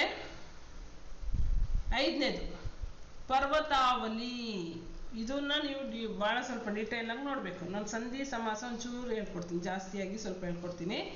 ಪರ್ವತಾವಲಿ ಅನ್ನೋದೊಂದು ಸಂಧಿ ಇದೆ. ಪರ್ವತಾವಲಿಯನ್ನ ಹೇಗೆ ಬಿಡಿಸ್ತೀರಾ? ಬಿಡಿಸಿ. ಪರ್ವತ ಪ್ಲಸ್ ಆವಲಿ. ಆವಲಿ ಅಂದ್ರೆ ಅರ್ಥ ಏನು? ಯಾವುದೇ ಪದವನ್ನ ಬಿಡಿಸಿದಾಗ ಅರ್ಥ ಇರುತ್ತೆ, ಸುಮ್ಮನೆ ಹೆಂಗೋ ಬಿಡ್ಸಕ್ ಬರಲ್ಲ. ಆವಲಿ ಅಂದ್ರೆ ಆವೃತವಾಗಿರ್ತಕ್ಕಂಥದ್ದು. ಯಾವುದರಿಂದ? ಪರ್ವತಗಳಿಂದ ಆವೃತವಾಗಿರ್ತಕ್ಕಂಥದ್ದು ಪರ್ವತಾವಳಿ. ಸಂಧಿಯಲ್ಲಿ ಎರಡು ಇರುತ್ತೆ, ಒಂದು ಪೂರ್ವ ಪದ, ಒಂದು ಉತ್ತರ ಪದ. ಪೂರ್ವ ಪದದ ಅಂತ್ಯಾಕ್ಷರ ಏನಾಗಿರುತ್ತೆ? ಆ ಆಗಿದೆ. ಉತ್ತರ ಪದದ ಮೊದಲನೇ ಅಕ್ಷರ ಏನಾಗಿದೆ? ದೀರ್ಘ ಆಗಿದೆ. ಈ ಎರಡೂ ಅಕ್ಷರಗಳು ಒಂದೇ ರೀತಿಯ ಅಕ್ಷರಗಳು, ಹಾಗೆ ಆ ಬಂದಿದೆ. ಇವು ಸಜಾತಿಯ ಅಕ್ಷರಗಳು, ಸವರ್ಣಾಕ್ಷರಗಳು. ಸವರ್ಣಾಕ್ಷರಗಳು ಬಂದಾಗ ಏನಾಗುತ್ತೆ? ದೀರ್ಘ ಸಂಧಿ ಆಗುತ್ತೆ. ದೀರ್ಘ ಸಂಧಿಗೆ ಏನೇನು ಬರಿಬೇಕು? ಈಗ ನೋಡ್ತಾ ಹೋಗೋಣ ಒಂದೊಂದೇ. ಈಗ ನಾನು ಸ್ವಲ್ಪ ಬ್ರೀಫ್ ಆಗಿ ಹೇಳ್ತೀನಿ ಅಷ್ಟೇ ಮಕ್ಕಳೇ. ನೋಡಿ, ಫಸ್ಟು ಸಂಧಿ ಅಂತ ಇಟ್ಕೊಳ್ಳಿ. संधि जो दो अक्षरों के मेल से उत्पन्न होने वाले शब्द को हम संधि कहते हैं. डेफिनेशन आवश्यकता इल्ला. इस संधि में कितने भेद हैं? कोई बता सकते हैं क्या? संधि में कितने भेद? हिंदी संधि में कितने भेद? बताओ जल्दी कोई. 3 भेद. हाँ? 3 भेद. 3 भेद. Very good. कौन से? स्वर संधि. स्वर. हाँ. नेक्स्ट. विसर्ग. ವ್ಯಂಜನ್. ವಿಸರ್ಗ. ಹಿಂದಿಯಲ್ಲಿ ಸಂಧಿ ಭಾಳ ಈಸಿ. ನಾವೇನು ಜಸ್ತ್ವ ಶುತ್ವ ಅವೆಲ್ಲ ಬೇಡ ನಮಗೆ. ಯಾವ್ದು ಬರೆದ್ರು ವ್ಯಂಜನ ಆಗೋಗ್ಬಿಡುತ್ತೆ ನಮಗೆ. ಇವು 3 ಇದ್ದಾವೆ. ಮೊದಲೇ ವ್ಯಂಜನ ಸಂಧಿ ಕೊಡ್ತಾ ಇದ್ರು, ವ್ಯಂಜನ ಸಂಧಿ ಕೊಡೋದಿಲ್ಲ, ವಿಸರ್ಗ ಸಂಧಿನೂ ಕೊಡೋದಿಲ್ಲ. ನಮಗೆ ಬೇಕಾಗಿರೋದು ಯಾವ ಸಂಧಿ? ಸ್ವರ ಸಂಧಿ. ಸ್ವರ ಸಂಧಿ ಅಂದರೆ ಹೇಳುತ್ತೆ ಏನಿರುತ್ತೆ ಇದರಲ್ಲಿ? ಸ್ವರ ಸಂಧಿಯಲ್ಲಿ ಸ್ವರಾಕ್ಷರಗಳಿಗೆ ಸಂಬಂಧಪಟ್ಟಂತೆ ಸಂಧಿ ಇರುತ್ತೆ ಅಲ್ವೇನಪ್ಪ? ಸ್ವರಾಕ್ಷರಗಳಿಗೆ ಸಂಬಂಧಪಟ್ಟಂತೆ ಸಂಧಿ ಅಂದರೆ ಯಾವ್ದಿರುತ್ತೆ? ಭೇದ ಮತ್ತೇಳಿ. ದೀರ್ಘ, ಸವರ್ಣ ದೀರ್ಘ ಅಂತೀವಲ್ಲ, ಅದೇ ದೀರ್ಘ ಸಂಧಿ. ನೆಕ್ಸ್ಟ್ ಗುಣಸಂಧಿ. ನೆಕ್ಸ್ಟ್ ವೃದ್ಧಿ. ದ್ವಂದ್ವ ಸಮಾಸ ಪುಟ ಅದು. ವೃದ್ಧಿ ಸಂಧಿ, ಎಣ್ ಸಂಧಿ. ಆಮೇಲೆ ಏನಪ್ಪ? ಇದೊಂದು ಹೊಸದು ಅಲ್ವಾ? ಕನ್ನಡದಲ್ಲಿ ಇಲ್ಲ ಇದು, ಅಯಾದಿ ಸಂಧಿ. ಇನ್ನ ಇವು 4 ಏನಿದೋ ನಿಮ್ ಕನ್ನಡದಲ್ಲಿದೆ, ಎಣ್ ಸಂಧಿ ತನಕನು. ಹೌದಾ? ನಿಮಗೆ ಇವು 3 ಕೊಡ್ತಾರೆ. ಏನಿದೆ? ಇದೊಂದು ಕೊಡ್ತಾರೆ. ಮೊದಲೇ ಹೆಣ್ಣು ಕೊಡೋರು ಇವಾಗ ಅದನ್ನು ತೆಗ್ದ್ಬಿಟ್ಟಾರೆ. ನಿಮಗೆ ಎಷ್ಟು ಈಸಿ ಮಾಡಿದ್ದಾರೆ ಅಂದರೆ ಮಕ್ಳಿಗೆ ಕಷ್ಟನೇ ಆಗಬಾರ್ದು, ಅಷ್ಟು ಈಸಿಯಾಗಿ ಕೊಟ್ಟಿನೇ ಅಲ್ಲೇ ಇಲ್ಲೇ 10ನೇ ಕ್ಲಾಸಿಂದ 10ನೇ ಕ್ಲಾಸಿಗೆ ಮರ್ತು ಹೋಗ್ಬಿಡ್ತಾರೆ. ಈ 3ಕ್ಕೆ ಸಂಬಂಧಪಟ್ಟಂತೆ ನಿಮಗೆ ಕೊಡ್ತಾರಪ್ಪ. ದೀರ್ಘ ಸಂಧಿ ಅಂತ ಅಂದರೆ ಸವರ್ಣ ದೀರ್ಘ ಸಂಧಿ. ಸವರ್ಣ ಅಂದರೆ ಮೊದಲು ಯಾವುದು ಸ್ವರಗಳು ಅಂದರೆ ಆ ಇಂದ ಅವು ತನಕ ಅಲ್ವಾ? ಆ ಇಂದ ಅವು ತನಕ ಬರೋ ಅಕ್ಷರದಲ್ಲಿ ಆ, ಈ, ಉ, ರು. ಏನು? ರು. ಈ 4 ಅಕ್ಷರಗಳಿಗೆ ಅದೇ ಅಕ್ಷರಗಳು ಆ ಅಥವಾ ಆ, ಈ ಅಥವಾ ಈ, ಉ ಅಥವಾ ಊ. ಅಕ್ಷರ ಗೊತ್ತಾಗ್ತಿದೆಯೇನ್ರಪ್ಪ? ಸ್ವಲ್ಪ ಅಡ್ಜಸ್ಟ್ ಮಾಡ್ಕೊಳ್ಳಿ, ಬೇರೆ ಬೋರ್ಡ್ ತಗೊಂಡ್ರೆ ಮತ್ತೆ ಸುಮ್ಮನೆ. ಇದು ರು.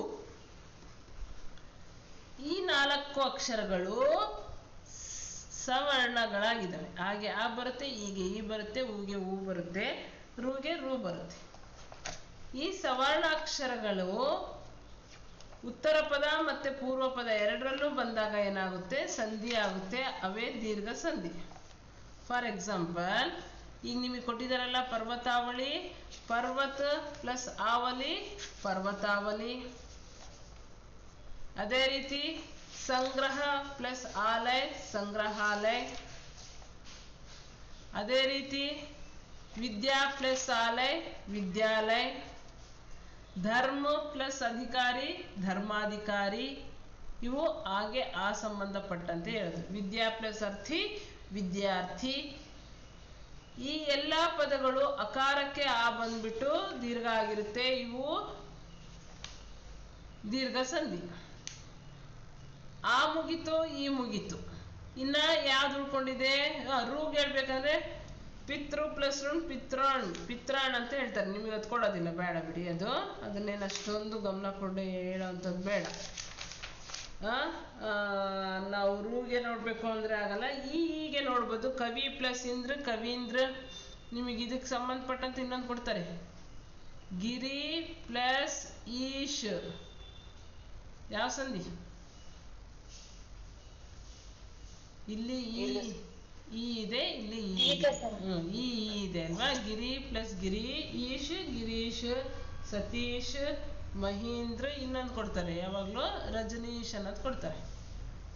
ರಜನಿ ಪ್ಲಸ್ ಈಶ್. ರಜನೀಶ್ ಅಂದ್ರೆ ಯಾರಮ್ಮ? ರಜನೀಶ್ ಅಂದ್ರೆ ಯಾರು ಗೊತ್ತಾ? ರಜನೀಶ್ ಅಂತ ಹೆಸರಿಟ್ಕೊಂಡಿರ್ತಾರೆ. ರಜನಿ ಅಂದ್ರೆ ಅರ್ಥ ಏನು ಗೊತ್ತಿಲ್ಲ. ರಾತ್ರಿ ಅಂತ. ರಜನಿ ಅಂದ್ರೇನು? ರಾತ್ರಿ. ರಾತ್ರಿಯ ಈಶಾ ಅಂದ್ರೆ ಯಾರು? ಈಶ್ವರ. ಅಂದ್ರೆ ಈಶ್ವರನ ತಲೆ ಮೇಲೆ ಚಂದ್ರ ಇರುತ್ತಲ್ಲ, ಅದಕ್ಕೆ ಅದನ್ನ ರಜನೀಶ್ ಅಂತ ಹೇಳ್ತಾರೆ. ರಜನಿ ಪ್ಲಸ್ ಈಶ್ ರಜನೀಶ್. ಮಹಿ ಪ್ಲಸ್ ಇಂದ್ರ ಮಹೀಂದ್ರ. ಅದೇ ರೀತಿ ಉಕಾರಕ್ಕೆ ಉಕಾರದ ಬಹಳ ಕಡಿಮೆ ಕೊಟ್ಟಿದ್ದಾರೆ ನಿಮಗೆ. ಯಾವುದು? ಸಿಂಧು ಪ್ಲಸ್ ಊರ್ಜಾ ಸಿಂಧೂರ್ಜಾ. ಭೂ ಪ್ಲಸ್ ಊರ್ಜಾ ಭೂರ್ಜಾ ಅಂತ ಹೇಳ್ತೀವಲ್ಲ, ಇದು ನಿಮಗೆ ಈ ಮತ್ತೆ ಆಗೆ ಸಂಬಂಧಪಟ್ಟಂತಹ ದೀರ್ಘ ಸಂಧಿನೇ ಬಹಳ ಕೊಟ್ಟಿದ್ದಾರೆ. ನಿಮ್ಮ ಇದಕ್ಕೆ ಕೊಡ್ಲೂಬಹುದು, ಆದರೆ ಬಹಳ ಕಡಿಮೆ. ಇದಿಷ್ಟು ಏನು ದೀರ್ಘ ಸಂಧಿಗಾಯ್ತು. ನೆಕ್ಸ್ಟು ಗುಣ ಸಂಧಿಗೆ ನೋಡೋಣ. ಗುಣ ಸಂಧಿಯಲ್ಲಿ ಯಾವ ಅಕ್ಷರ ಬರುತ್ತೇಳಿ? ಆ ಈ ಮುಗಿತಲ್ವಾ?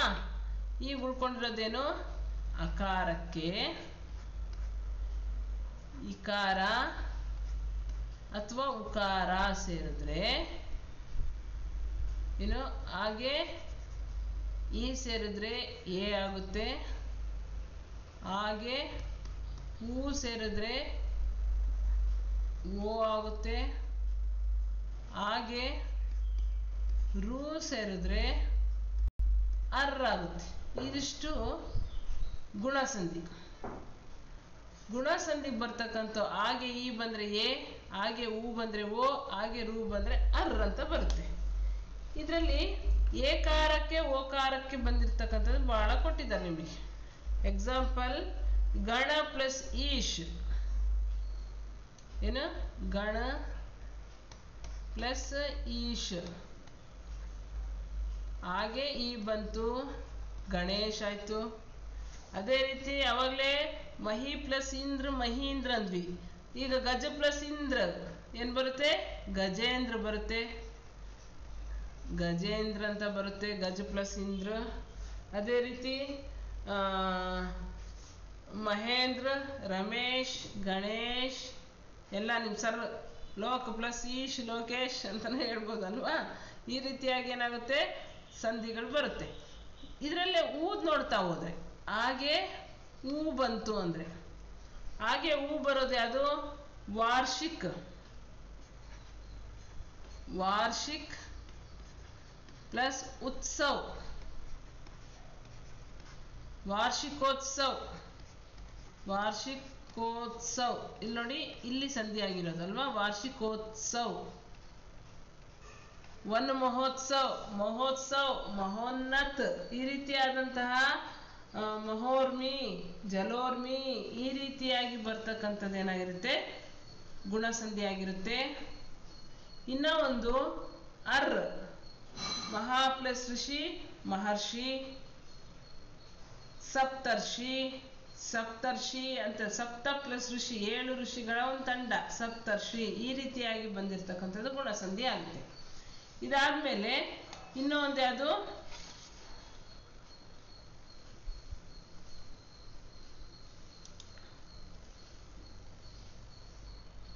ವೃದ್ಧಿ ಸಂಧಿ. ವೃದ್ಧಿ ಇದು ಅರ್ಧಾಕ್ಷರ, ಇದಕ್ಕೆ ಇದು ವೃದ್ಧಿ ಸಂಧಿ. ವೃದ್ಧಿ ಸಂಧಿಯಲ್ಲಿ ಆ ಅಕ್ಷರಕ್ಕೆ ಎ ಅಥವಾ ಐ, ಆ ಅಕ್ಷರಕ್ಕೆ ಓ ಅಥವಾ ಔ ಅಕ್ಷರ ಬರುತ್ತೆ. ಇವು ಸೇರಿದಾಗ ಏನು ಬರುತ್ತೆ? ಇದಕ್ಕೆ ಐ ಬರುತ್ತೆ, ಇದಕ್ಕೆ ಔ ಬರುತ್ತೆ. ಅಲ್ಲೇನಪ್ಪ? ಎರಡು ಜುಟ್ಟು ಬರುತ್ತೆ. ಈಗ ಏಕೈಕ್ ಅಂತ ಇದೆ, ಬಿಡಿಸಿದಾಗ ಏಕ್ ಪ್ಲಸ್ ಏಕ್, ಏಕ್ ಪ್ಲಸ್ ಏಕಲ್ಲಿ ಇಲ್ಲೇನಿದೆ? ಆ ಇದೆ, ಇಲ್ಲಿ ಎ ಇದೆ. ಇದನ್ನು ಸೇರಿಸಿ ಬರೆದಾಗ ಏನಾಗುತ್ತೆ? ಏಕೈಕ್ ಅಂತ ಬರುತ್ತೆ. ಅಲ್ಲೇನು ಬಂದಿತ್ತು? ಗಣೇಶ್ ಅಂತ ಬಂದಿತ್ತು. ನಾನು ನಿಮಗೆ ಇನ್ನೊಂದು ಈಸಿಯಾಗಿ ಹೇಳ್ಕೊಡ್ತೀನಿ, ಇದೆಲ್ಲ ಟೈಮಲ್ಲೂ ಆಗೋದಿಲ್ಲ. ಕನ್ಫ್ಯೂಷನ್ ಆಯಿತು ಅಂದರೆ ಯಾವ ಪದಗಳಿಗೆ ಎರಡು ಜುಟ್ಟಿರುತ್ತೋ ಅದು ವೃದ್ಧಿ ಸಂಧಿ, ಯಾವ ಪದಕ್ಕೆ ಒಂದು ಜುಟ್ಟಿರುತ್ತೋ ಅದು ಗುಣ ಸಂಧಿ. ಇದು ಬ್ಲೈಂಡ್ ಮೆಥಡ್. ಇದೇ ಎಲ್ಲದಕ್ಕೂ ಲಾಗು ಆಗೋದಿಲ್ಲ. ಸ್ವಲ್ಪ ಮೇಡಮ್ ನನಗೆ ಗೊತ್ತಾಗಲಿಲ್ಲ, ಕನ್ಫ್ಯೂಷನ್ ಆಯಿತು ಅಂತಂದರೆ ತಲೆ ಮೇಲೆ ಒಂದು ಜುಟ್ಟಿದ್ರೆ ಗುಣಸಂಧಿ, ಎರಡು ಜುಟ್ಟಿದ್ರೆ ವೃದ್ಧಿ ಸಂಧಿ. ನೋಡ್ಕೊಳ್ಳಿ, ಇಲ್ಲಿ ಮತೈಕ್ಯ ಅಂತ ಬರುತ್ತೆ. ಮತೈಕ್ಯ ಅಂದರೆ ಮತ ಪ್ಲಸ್ ಐಕ್ಯ, ಮತೈಕ್ಯ. ಇಲ್ಲಿ ಎರಡು ಜುಟ್ಟು. ಅದೇ ರೀತಿ ಸದೈವ್, ಸದಾ ಪ್ಲಸ್ ಏವು, ಸದೈವ್. ಇದಕ್ಕೂ ಎರಡು ಜುಟ್ಟು. ಮಹೇಶ್ವರ್, ನೋಡ್ರಿ, ಮಹೇಶ್ವರ್ ಕೊಟ್ರಪ್ಪ. ಮಹೇಶ್ವರ್ ಯಾವ ಸಂಧಿ ಹೇಳಿ? ಗುಣಸಂಧಿ. ಸೇಮ್ ವರ್ಡ್, ಮಹೇಶ್ವರ್ ವೃದ್ಧಿ ಸಂಧಿ. ಇದು ಮಹೇಶ್ವರ್ ಇದೆಯಲ್ಲಪ್ಪ, ಮಹಾ ಪ್ಲಸ್ ಐಶ್ವರ್, ಬಹಳಷ್ಟು ಆಸ್ತಿ ಉಳ್ಳವನು ಮಹೇಶ್ವರ. ಇವನು ಮಹಾ ಪ್ಲಸ್ ಈಶ್ವರ. ಇವನ್ಯಾರು? ಮಹಾ ಪ್ಲಸ್ ಈಶ್ವರ, ಮಹೇಶ್ವರ. ಇವನು ಇಲ್ಲಿ ಈ ಬರುತ್ತೆ, ಮಹಾ ಪ್ಲಸ್ ಈಶ್ವರ್ ಬರುತ್ತೆ. ಇಲ್ಲಿ ಬಿಡಿಸಿದಾಗ ಇಲ್ಲಿ ಮಹಾ ಪ್ಲಸ್ ಐಶ್ವರ್ಯ ಬರುತ್ತೆ. ಹಾಗಾಗಿ ಇದು ವೃದ್ಧಿ ಸಂಧಿ, ಇದು ಗುಣ ಸಂಧಿ. ಇವೆರಡು ಒಂದೇ ರೀತಿ ವರ್ಡ್ ಇದ್ದಾವೆ. ಮೇಡಮ್ ಹೇಳ್ಕೊಟ್ಟಿದ್ರು ಅಂತ ಹೋದಾಗ ಕನ್ಫ್ಯೂಸ್ ಆಯ್ತು ಅಂದರೆ ಒಂದು ಜುಟ್ಟಿದ್ರೆ ಗುಣಸಂಧಿ ಅನ್ಕೊಳ್ಳಿ, ಎರಡು ಜುಟ್ಟಿದ್ರೆ ವೃದ್ಧಿ ಸಂಧಿ ಅನ್ಕೊಳ್ಳಿ. ನೀವು ಪೇಪರ್ ಸಿಕ್ಕ ತಕ್ಷಣ ಅಯ್ಯೋ ಗೊತ್ತು ಅಂತ ಹೇಳ್ಬಿಟ್ಟು ಎಲ್ಲರೂ ಬೇಗ ಬೇಗ ಉತ್ತರವನ್ನ ಯಾವುದು ಗ್ರಾಮರ್ಗೆ ಸಂಬಂಧಪಟ್ಟಂತೆ ಬರೀಲಿಕ್ಕೆ ಹೋಗ್ಬೇಡಿ. ಫಸ್ಟ್ನೇ ಮೇನಲ್ಲಿ ಮೇಡಮ್, ಫಸ್ಟ್ ಮೇನಲ್ಲಿ 8 ಕ್ವಶನ್ ಇರ್ತಾನೇನಪ್ಪ. 8 ಕ್ವಶನ್ಗೆ ಫಸ್ಟಿಗೆ ಬರೀರಿ, ಅದೇ ಇಂಪ್ರೆಸ್ ಆಗೋದು. ಇಲ್ಲ ಮಿಸ್ ನಾನು ಕ್ವಶನ್ ಆ್ಯಂಡ್ ಆನ್ಸರ್ ಬರಿತೀನಿ ಅಂದರೆ ನಿಮ್ಗೆ ಕಂಫರ್ಟಬಲ್. ಆದರೆ ಒಂದನೇದು ಬಿಡಿ, ಎರಡನೇದು, ಮೂರನೇದು, ನಾಲ್ಕನೇದು, ಈ ರೀತಿಯಾಗಿ ಏನು ಮಾಡಿ 8 ಕ್ವಶನ್ ಬರ್ಕೊಳ್ಳಿ. ನಿಮಗೆ ಒಂದನೇದಕ್ಕೆ ವಿಲೋಮ ಶಬ್ದ ಬಂತು ಮಿಸ್ ನಾನು ಬರಿತೀನಿ, ಗುಡ್, ಬರೀರಿ. ಆಪ್ಷನ್ ಬಿ ಇರುತ್ತೆ, ಬರೆದ್ಬಿಟ್ಟು ಏನೋ ಅಶಿಕ್ಷಿತ ಅಂತಿತ್ತು ಅಂತ ಇಟ್ಕೊಳ್ಳಿ, ಅದನ್ನು ಬರೆದ್ರಿ. ಒಂದು ಲೈನ್ ಬಿಡಿ, ಎರಡನೇದು ಬರೀರಿ. ಗೊತ್ತಿಲ್ಲ ಮಿಸ್ ನನಗಿದು ಆನ್ಸರ್ ಸ್ವಲ್ಪ ಕನ್ಫ್ಯೂಷನ್ ಇದೆ, ಬೇಡ ಟೈಮ್ ವೇಸ್ಟ್ ಮಾಡಬೇಡಿ, ಬಿಡಿ. ಮೂರನೇದು ಗೊತ್ತಿದೆ ಮಿಸ್, ಬರೀರಿ. ಇದೇನೋ ಡಿ ಆಪ್ಷನ್ ಇರುತ್ತೆ, ಇದನ್ನು ಬರಿತೀರಾ, ಬರೀರಿ. ಈ ಎರಡೂ ಆಪ್ಷನ್ಸ್ಗಳು, ಇವೆರಡು ಏನಿದೆಯೋ ಇವು 8 ಕ್ವಶನ್ಸು ಒಂದೇ ಕಡೆ ಇರಲಿ. ಕೆಲವು ಮಕ್ಕಳು ಏನು ಮಾಡ್ತಾರೆ ಅಂದರೆ ಅವ್ರು ಏನು ವರ್ಷ ಪೂರ್ತಿ ಏನು ಮಾಡ್ತಾರೋ ಗೊತ್ತಿಲ್ಲ. ಇಲ್ಲಿ ಫಸ್ಟ್ ಮೇಲ್ ಒಂದನೇ ಉತ್ತರ, ಗೊತ್ತು ಮಿಸ್ ನನಗೆ, ಬರೀತೀರಾ. ಇದು ಥರ್ಡ್ ಮೇಲ್ ಮೂರನೇ ಪ್ರಶ್ನೆ, ಲಾಂಗ್ ಆನ್ಸರೋ ಸಿಂಗಲ್ ಕ್ವಶನ್ ಆನ್ಸರೋ ಬರೆದು ಬಿಡ್ತಾರೆ. ಈ ರೀತಿ ಬರೆದ್ರೆ ಏನಾಗ್ಬಿಡುತ್ತೆ, ವ್ಯಾಲ್ಯೂಯೇಷನ್ ಮಾಡೋರಿಗೆ ಈ ಥರ ಸಣ್ಣ ಸಣ್ಣವೆಲ್ಲೇನು ಕಣ್ ತಪ್ಪಿಂದ ತಪ್ಕೊಂಡು ಹೋಗ್ಬಿಡ್ಬೋದು. ಅದಕ್ಕೆ ಹೇಳ್ತಾ ಇದ್ದೀನಿ, ಫಸ್ಟ್ ಮೇಲಿ 8 ಕ್ವಶನ್ನು ಫಸ್ಟಿಗೆ ನಂಬರ್ ಹಾಕಿ ಕೈ ಬಿಡಿ, ಬರೀಲಿಕ್ಕೆ ಹೋಗಬೇಡಿ, ಸ್ವಲ್ಪ ವೆಯ್ಟ್ ಮಾಡಿ, ಗೊತ್ತಾಯ್ತಾ? ಆದರೆ ಬಿಟ್ಟು ಬರಬೇಡಿ, ಮತ್ತೆ ಹೇಳಿದ್ರು ಅಂತ ಕೊನೆಗಲ್ಲ. ಇದನ್ನ ಗೊತ್ತಿದ್ರೆ ಬರೀರಿ, ಸ್ವಲ್ಪ ಕನ್ಫ್ಯೂಷನ್ ಇರೋದು ಕೈ ಬಿಡಿ. ಇದಾದ ನಂತರ ನೀವೇನು ಮಾಡಬೇಕು, ಸೆಕೆಂಡ್ ಮೈನ್ ತಗೊಳ್ಳಿ. ಸೆಕೆಂಡ್ ಮೈನಲ್ಲಿ ಏನು ಮಾಡಿ ನೀವು ಅನುರೂಪತ ಬರುತ್ತಲ್ಲೇನಪ್ಪ, ಅನುರೂಪತ ಬರೀರಿ. ಅನುರೂಪತದಲ್ಲಿ ಎಷ್ಟಿದು ಕ್ವಶನು, 7, 8, 9, 10 ಇಷ್ಟಕ್ಕೂ ಒಂದು ಲೈನ್ ಬೈ ಲೈನ್ ಬಿಟ್ಟು ಬರೀರಿ. ಇದಾದ್ಮೇಲೆ ಥರ್ಡ್ ಮೈನ್ ತಗೊಳ್ಳಿ. ಥರ್ಡ್ ಮೈನಿಂದು ಎಷ್ಟು, 11, 12, ಇದು ಏನು ಒಂದು ಲೈನಿಂದ ಆನ್ಸರ್ ಇರುತ್ತೆ, ಒಂದು ಲೈನ್ ಬಿಟ್ಟಿರ್ತಾರಲ್ಲ, ಅಲ್ಲಾದ್ರೂ ಗ್ಯಾಪಲ್ಲಿ ಬರಿಬೋದು. 13, 14 ಇದಾಯಿತು. ಅದಾದಮೇಲೆ 16 ತನಕ ಬರ್ಕೊಂಡು ಹೋಗ್ಬಿಡ್ತೀರ ನೀವು. 16 ತನಕ ಬರ್ದಿದ್ದ ಆದಮೇಲೆ ನೀವೇನು ಮಾಡಿ, ಫೋರ್ತ್ ಮೈನಿಂದ ಅಥವಾ ಫಿಫ್ತ್ ಮೈನಿಂದ ನೀವೇನು ಮಾಡಿ, ಫಿಫ್ತ್ ಮೈನಲ್ಲಿ ನನಗೆ ಎಷ್ಟನೇ ಕ್ವಶನ್ ಬರ್ತಿದೆ, 17ನೇ ಪ್ರಶ್ನೆ ಬರ್ತಿದೆ, ಬರೀರಿ. 18ನೇ ಪ್ರಶ್ನೆ ಬರಲ್ಲ ಮಿಸ್, ಬೇಡ 19 ಬರೀರಿ, ಇಲ್ಲ 21 ಬರೀರಿ, ಏನಾದರೂ ಬರಿಬೋದು. ಆದರೆ ಇವೇನಿದೆ 1, 2, 3, 4 ಮೈನ್ ಏನಿದ್ದಾವೆ ಇವನ್ನ ನೀವು ಗೊತ್ತಿಲ್ದಿದ್ರೆ ಖಾಲಿ ಬಿಟ್ಟು ಬರೆದ್ರೆ ನಮಗೆ ಇಲ್ಲೇ ಏನಾಗ್ಬಿಡುತ್ತೆ, ಆನ್ಸರು ನೀಟಾಗಿ ನಾವು ಚೆಕ್ ಮಾಡಿಬಿಡ್ತೀವಿ. ನೀವು ತಗೊಂಡೋಗಿ ಕೊನೆ ಪೇಜಲ್ಲಿ ಯಾವುದೋ ಇದ್ರು 17 ಮಧ್ಯ ಬರೆದ್ರಿ ಅಂದರೆ ನಿಮಗೆ ಕಣ್ತಪ್ಪು ಮಾಡೋದಿಲ್ಲ. ಹಂಗೆ ಕಣ್ತಪ್ಪಿಂದ ಇದು ಮಿಸ್ ಆಯಿತು ಅಂದರೆ 1 ಮಾರ್ಕ್ಸ್ ಹೊರಟೋಗ್ಬಿಡುತ್ತೆ. ಹಾಗಾಗಿ ನೀವು 1, 2, 3 ಮೇನ್ ಏನಿದಾವೋ, ನೀವು 16 ಪ್ರಶ್ನೆಗಳು ಏನಿದಾವೋ ಅವನ್ನ 1 by 1 ಬರೀರಿ. ಗೊತ್ತಿಲ್ಲದೆ ಇರೋದು ಖಾಲಿ ಬಿಡಿ. ಇನ್ನು ಅರ್ಧ ಗಂಟೆ ಅಥವಾ 1 ಗಂಟೆ ಆದ ತಕ್ಷಣ ನೆನ್ಪು ಬಂತು ಅಂದರೆ ಕಂಪ್ಲೀಟ್ ಮಾಡಿ ಬನ್ನಿ. ಅಲ್ಲಿ ತನಕ ಗೊತ್ತಿರಲಿಲ್ಲ ಅಂದ್ರೆ ಬಿಟ್ಬಿಡಿ. ನೀವು ಈ ಲಾಂಗ್ ಆನ್ಸರ್ಸ್ ಅಂತೂ ಬ್ಯಾಟ್ ಮಾಡಿರ್ತೀರಲ್ಲೇನಪ್ಪ, ಇವನ್ನ ಅಟೆಂಡ್ ಮಾಡ್ತಾ ಹೋಗಿ. ಇದಿಷ್ಟ ಆಯ್ತಲ್ಲ, ಇದಿಷ್ಟು ಸಂಧಿಗೆ ಸಂಬಂಧಪಟ್ಟ. ಹೆಣ್ಣು ಸಂಧಿ ಅದು ನಿಮಗೆ ಕೊಡೋದಿಲ್ಲ, ಆದರೂ ಹೇಳ್ತೀನಿ. ತ್ವಾ ಮತ್ತು ನ್ವಾ ಸಂಯುಕ್ತಾಕ್ಷರ ಬರುತ್ತೆ. ಆ ಸಂಯುಕ್ತಾಕ್ಷರಕ್ಕೆ ಸಂಬಂಧಪಟ್ಟಂತೆ ಅನ್ವೇಷಣೆ, ಅತ್ಯಾಶ್ಚರ್ಯ, ಅತ್ಯಧಿಕ್, ಅತಿ ಪ್ಲಸ್ ಅಧಿಕ್, ಅತ್ಯಧಿಕ್, ಆ ರೀತಿಯಾದಂಥದ್ದು ಹೆಣ್ಣು ಸಂಧಿಗೆ ಬರುತ್ತೆ. ಅದು ನಿಮಗೆ ಕೊಡ್ತಾ ಇಲ್ಲ, ಬೇಡ ಬಿಡಿ. ಈಗ ನೀವೇನು ಬರಿಬೇಕು ಫಸ್ಟು ಅಂತಂದರೆ, ಕರೆಕ್ಟಾಗಿ ದೀರ್ಘ ಸಂಧಿ, ಗುಣಸಂಧಿ, ವೃದ್ಧಿ ಸಂಧಿ ಚೆನ್ನಾಗಿ ಕಲ್ತ್ಕೊಂಡಿರಿ. ಇದಾದ್ಮೇಲೆ ನಿಮಗೇನು ಬರುತ್ತೆ, ಸಮಾಸ ಬರುತ್ತೆ. ಸಮಾಸನ ಒಂಚೂರು ಕಣ್ಣಾಡಿಸ್ಬಿಡೋಣ. ಅದು ಅಷ್ಟೇ, ಹಿಂಟ್ಸ್ ಹೇಳ್ಕೊಡ್ತೀನಿ ಅಷ್ಟೇ ನಾನು. ಇಲ್ಲಿ ನೋಡಿ, ಇದರಲ್ಲಿ ನಿಮಗೆ ತತ್ಪುರುಷ ಸಮಾಸ ಯಾವುದು ಅಂತ ಹೇಳಿದ್ದಾರೆ. ತತ್ಪುರುಷ ಸಮಾಸ ಒಂಚೂರು ಮೇಲೋಣ. ತತ್ಪುರುಷ ಸಮಾಸ ಅಂತ ಹೇಳಿದರೆ, ತತ್ಪುರುಷ ಸಮಾಸ ನಿಮಗೆ ಗೊತ್ತಾಗೋದಿಲ್ಲ. ಆಗ ನೀವೇನು ಮಾಡಬೇಕು ಅಂದರೆ,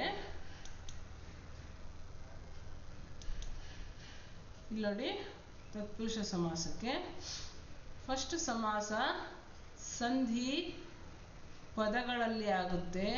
ಇದು ವಾಕ್ಯಗಳ ವಿಂಗಡಣೆಯಲ್ಲಿ ನಾವು ವಿಚ್ಛೇದ ಮಾಡ್ತಕ್ಕಂಥದ್ದು. ಸಮಾಸ ಅಂದರೆ ಒಂದು ಪದದ ವಿಂಗಡಣೆಯನ್ನು ಮಾಡ್ತೀವಿ, ಅಲ್ಲಿ ವರ್ಣಗಳ ವಿಂಗಡಣೆ. ಸಂಧಿಯಲ್ಲಿ ವರ್ಣ ವಿಚ್ಛೇದ, ಇದರಲ್ಲಿ ಪದಗಳ ವಿಚ್ಛೇದ ಅಂದರೆ ಶಬ್ದಗಳನ್ನ ಇದು ಮಾಡೋದು. ಇದರಲ್ಲಿ 6 ಇದೆ, ಹೇಳ್ಕೊಂಬನ್ನಿ ಒಂದೊಂದೇ ನೋಡೋಣ.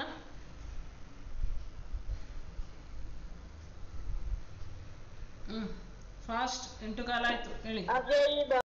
ಅವ್ಯಯಿ ಭಾವ್, ವೆರಿ ಗುಡ್. ಅವ್ಯಯಿ ಭಾವ್, ಕರ್ಮಧಾರೆ, ತತ್ಪುರುಷ, ದ್ವಿಗು, ದ್ವಂದ್ವ, ಬಹುವ್ರೀಹಿ ಸಮಾಸ. Very good. ಅಲ್ಲೇನಪ್ಪ, ಬಹುರ್ವಿಹಿ ಸಮಾಸ. ನಿಮಗೆ ಕನ್ನಡದಲ್ಲಿ ಬಹುರ್ವಿಹಿ ಕೊಡ್ತಾರೆ, ಹಿಂದಿಯಲ್ಲಿ ನಮಗೆ ಇವಿಷ್ಟು ಕೊಡ್ತಾರೆ. ಅವ್ಯಯಿ ಭಾವನು ಬಿಟ್ಟಿದ್ದಾರೆ, ಆದರೂ ಹೇಳ್ತೀನಿ, ತಿಳ್ಕೊಬೇಕು ನೀವು. ಈಗ ಒಂದೊಂದೇ ನೋಡ್ತಾ ಹೋಗೋಣ. ಅವ್ಯಯಿ ಭಾವನಲ್ಲಿ ಅವ್ಯಯ ಪದ ಇದೆ. ನಾನು ಅವಾಗಲೇ ಹೇಳಿದ್ನಲ್ಲ, ಶುಭಗೆ ಆ ಸೇರಿಸಿದ್ರೆ ಅಶುಭ ಆಗುತ್ತೆ. ಆ ಅಂದರೆ ಅರ್ಥ ಏನಿದೆ, ಏನೂ ಅರ್ಥ ಇಲ್ಲ. ಆ ಅಂದರೆ ಅರ್ಥನೇ ಇಲ್ಲ. ಅದೇ ಒಂದು ಪದಕ್ಕೆ ಸೇರಿಸಿದಾಗ ಅಶುಭ ಅಂದರೆ ಒಳ್ಳೆಯದಲ್ಲ ಅನ್ನೋ ಶುಭ ಸೂಚನೆ ಅಲ್ಲ ಅಂತ ಆಗುತ್ತೆ. ಬರೀ ಆ ಇದ್ರೆ ಏನೂ ಅರ್ಥ ಸಿಗೋದಿಲ್ಲ.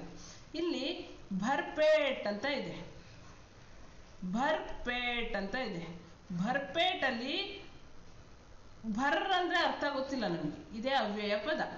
ಭರ್ ಅಂದ್ರೆ ಏನೋ ಅರ್ಥ ಗೊತ್ತಿಲ್ಲ, ಪೇಟ್ ಅಂದರೆ ಹೊಟ್ಟೆ.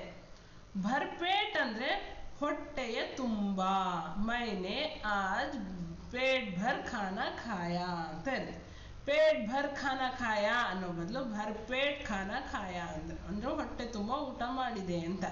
ಈ ಭರ್ ಅಂತ ಶಬ್ದ ಏನಿದೆಯೋ ಇದು ಅವ್ಯಯ, ಆದ್ರಿಂದ ಅವ್ಯಯ ಪದ. ಭರ್ಪೇಟ್ ಆಜನ್ಮ ಶತ್ರು, ಇವನು ನನ್ನ ಅಜನ್ಮ ಶತ್ರು. ಜನ್ಮ ಅಂದ್ರೆ ಹುಟ್ಟಿನಿಂದ, ಆಜನ್ಮ ಅಂದ್ರೆ ಹುಟ್ಟಿನಿಂದ ನನ್ನ ಶತ್ರು ಇವನು, ಅಜನ್ಮ ಶತ್ರು. ಬರೀ ಆ ಇದ್ರೆ ಏನು ಅರ್ಥ ಇರೋದಿಲ್ಲ. ಅಜನ್ಮ ಅಂದ್ರೆ ಜನ್ಮ ಸೆ ಲೇಕರ್, ಏ ಜನ್ಮ ಸೆ ಲೇಕರ್ ಮೇರಾ ಶತ್ರು ಹೈ ಅನ್ನೋದು ಏನ್ ಬರುತ್ತೋ ಅದು ಪ್ರತ್ಯಯ. ಇದು ಈ ಪ್ರತ್ಯಯ ಅಥವಾ ಅವ್ಯಯ ಪದಕ್ಕೆ ಏನಿದೆಯೋ ಅರ್ಥ ಇರೋದಿಲ್ಲ. ಅಜನ್ಮ, ಭರ್ಪೇಟ್. ಆಮೇಲೆ ನಿಮಗೇನು ವಿರುದ್ಧ ಪದ ಬರುತ್ತೆ, ಖಟಕನ, ಬೇಖಟಕನ ಅಂದ್ರೆ ಖಟಕೆ ಬಿನ ಅಂತ ಹೇಳಿ. ಮುಸ್ಸೆ ಅಂಜಾನೆ ಮೇ ಗಲ್ತಿ ಹೋ ಗೈ ಅಂತ ಹೇಳ್ತೀವಿ. ಜಾನ್ನ ಜಾನ್ ಅಂಜಾನ್, ಜಾನ್ ಅಂದ್ರೆ ಗೊತ್ತಿದ್ದು, ಅಂಜಾನ್ ಅಂದ್ರೆ ಗೊತ್ತಿಲ್ಲದೆ ಮಾಡ್ತಕ್ಕಂಥದ್ದು. ಅನ್ ಅಂದ್ರೆ ಅರ್ಥ ಇಲ್ಲೋ ಅದೇ ರೀತಿ ಜಾನ್ ಜೊತೆ ಸೇರಿಸಿದ್ರೆ ಅಂಜಾನ್ ಗೊತ್ತಿಲ್ಲದೆ ಅಂತ ಬರುತ್ತೆ. ಈ ಅನ್ ಅನ್ನೋದು ಅವ್ಯಯ ಪದ.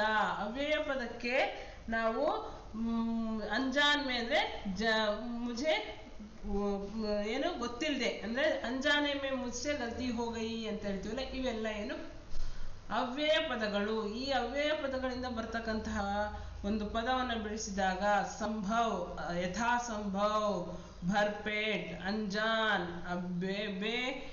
ಬೇರೋಜ್ಗಾರ್. ರೋಜ್ಗಾರ್ ಅಂದ್ರೆ ಏನು ಎಂಪ್ಲಾಯ್ಮೆಂಟ್, ಬೇರೋಜ್ಗಾರ್ ಅಂದ್ರೆ ನಿರುದ್ಯೋಗ ಅಲ್ವಾ. ಆ ಬೇರೋಜ್ಗಾರ್ ಅನ್ನುವಂಥದ್ದು ಬೇ ಅನ್ನೋದೇನಿದೆ ಅದು ಅವ್ಯಯ ಪದ ಆಗಿರುತ್ತೆ. ಇದು ಅವ್ಯಯಿ ಭಾವ ಸಮಾಸ ಆಗುತ್ತೆ. ಅವ್ಯಯಿ ಭಾವನಲ್ಲಿ ಬರಿತೀನಿ.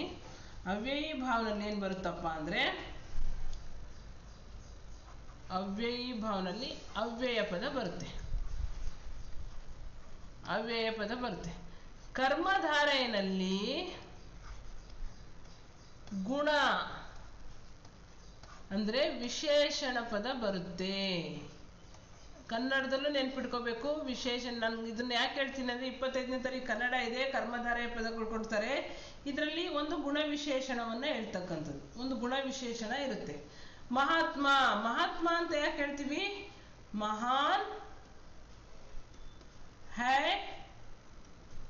ಜೋ ಆತ್ಮ, ಮಹಾನ್ ಹೈ ಜೋ ಆತ್ಮ महात्मा. महान है जो आत्मा, महात्मा अंद्रे ये जो आत्मा है उसका गुण है महान. ये जो महान है ये विशेषण है. किसकी विशेषण? आत्मा का विशेषण है महान. ये विशेषण शब्द जिस शब्द में होता है उसे हम कर्मधारय समास कहते हैं. कर्मधारय समास में आप लोगों को एक शब्द पूर्व पद क्या होता है? विशेषण युक्त होता है. उत्तर पद क्या होता है? विशेष्य होता है. ये जो विशेष्य के लिए विशेषण क्या है? महान. महान है जो आत्मा महात्मा. ಅದೇ ರೀತಿ ಚಂದ್ರಮುಖ. ಚಂದ್ರಮುಖ ಅಂತಂದ್ರೆ ಅದು ಮುಖ ಯಾವ ರೀತಿ ಇದೆ? ಚಂದ್ರನಂತಿದೆ. ಈ ಮುಖವನ್ನ ಚಂದ್ರನಿಗೆ ಹೋಲಿಸಿದರೆ ಇದು ವಿಶೇಷಣ. ಅವಳ ಮುಖ ಚಂದ್ರಮುಖದಂತೆ, ಚಂದ್ರಮುಖಿ ಅಂತ ಹೆಸರಿಟ್ಕೊಂಡಿರ್ತಾಳೆ. ಚಂದ್ರನಂತೆ ಸುಂದರವಾಗಿದ್ದಾಳೆ ಅಂದಾಗ ಈ ಚಂದ್ರ ಅನ್ನೋದು ವಿಶೇಷಣ ಆಗುತ್ತೆ. ಇದೇನಾಗುತ್ತೆ? ಕರ್ಮಧಾರಯ ಸಮಾಸ ಆಗುತ್ತೆ. ಅದೇ ರೀತಿ ಪೀತಾಂಬರ್ ಅಂತ ಬರುತ್ತೆ. ಇದು ಕನ್ಫ್ಯೂಷನ್ ಇದೆ, ಯಾರು ಕೊಡೋದಿಲ್ಲ. ಪೀತಾಂಬರ್ ಅಂದ್ರೆ ಅಂಬರ್ ಅಂದ್ರೆ ಏನು ಅಂಬರ್ ಅಂದ್ರೆ? ಆಕಾಶ. ಆಕಾಶ. ಪೀತಾಂಬರ್ ಅಂದ್ರೆ ಹಳದಿ ಆಕಾಶನ? ಎರಡು ಅರ್ಥ ಇದೆ. ಒಂದು अंबर अंद्रे आकाश और दूसरा होता है कपड़ा। क्या होता है? कपड़ा। अंबर दिगंबर अंतारल्लेनप्प दिगंबर अंद्रे यारू? दिगंबर अंद्रे दिगंबर सरी दिगंबर अंद्रे महावीर इर्तारल्ल जैनसರಿಗೆ दिगंबर ಅಂತ दिगंबर ನಾನು ಕನ್ನಡದಲ್ಲಿ ಬರುತ್ತೆ ದಿಕ್ ಪ್ಲಸ್ ಅಂಬರ್ ಅಂದ್ರೆ ದಿಕ್ ಪ್ಲಸ್ ಅಂಬರ್ ಅಂದ್ರೆ ಅಂಬರ್ ಅಂದ್ರೆ ಬಟ್ಟೆಯನ್ನ ಧಿಕ್ಕರಿಸಿದವನು. ಬಟ್ಟೆಯನ್ನ ಧಿಕ್ಕರಿಸಿದವನು ದಿಗಂಬರ. ಅಂದ್ರೆ ಜೈನ್ ಮುನಿಗಳಿರ್ತಾರಲ್ಲ ಅವರು ದಿಗಂಬರರು. ಇದು ವ್ಯಂಜನ ಸಂಧಿ, ಸಂಧಿಯಲ್ಲಿ ವ್ಯಂಜನ ಸಂಧಿ. ಇಲ್ಲೂ ಸಹ ಅಂಬರ್ ಅಂದ್ರೆ ಬಟ್ಟೆ ಅಂತಾನೆ ಬರುತ್ತೆ. ನೀಲಾಂಬರ ಅಂದ್ರೆ ಆಕಾಶ, ನೀಲಿಯ ಆಕಾಶ, ಆಕಾಶದ ಬಣ್ಣ ನೀಲಿ, ಅದು ಕರ್ಮಧಾರೆಯ ಸಮಾಸ. ಪೀತಾಂಬರ್ ಅಂದ್ರೆ ಹಳದಿಯ ಬಟ್ಟೆ. अंबर ಅಂದ್ರೆ बट्टे पीत है जो अंबर यानी जो पीला कपड़ा जो होता है वो पीतांबर। ये जो होता है ये कर्मधारय समास, यानी जो कपड़े का रंग होता है वो पीला है, ये पीतांबर है। लेकिन यदि पीतांबरी दिया गया तो क्या होता है बताइए आप लोग। पीतांबरी ಕನ್ನಡದಲ್ಲಿ ಬರುತ್ತಿದ್ದು, ನಾನು ಎರಡಕ್ಕೂ ಸಂಬಂಧಪಟ್ಟಂತೆ ಹೇಳ್ತಾ ಇದ್ದೀನಿ. ಪೀತಾಂಬರಿ ಯಾವ ಸಮಾಸಕ್ಕೆ ಸಂಬಂಧಪಟ್ಟಿದೆ ಅಂತ ಕೊಟ್ರೆ ಏನ್ ಬರೀತೀರಾ ಹೇಳಿ. ದೀರ್ಘ ಸಂಧಿ. ದೀರ್ಘ ಸಂಧಿ. ಪೀತಾಂಬರಿ ದೀರ್ಘ ಸಂಧಿ ಅಲ್ಲ, ಸಮಾಸ ಹೇಳಿ.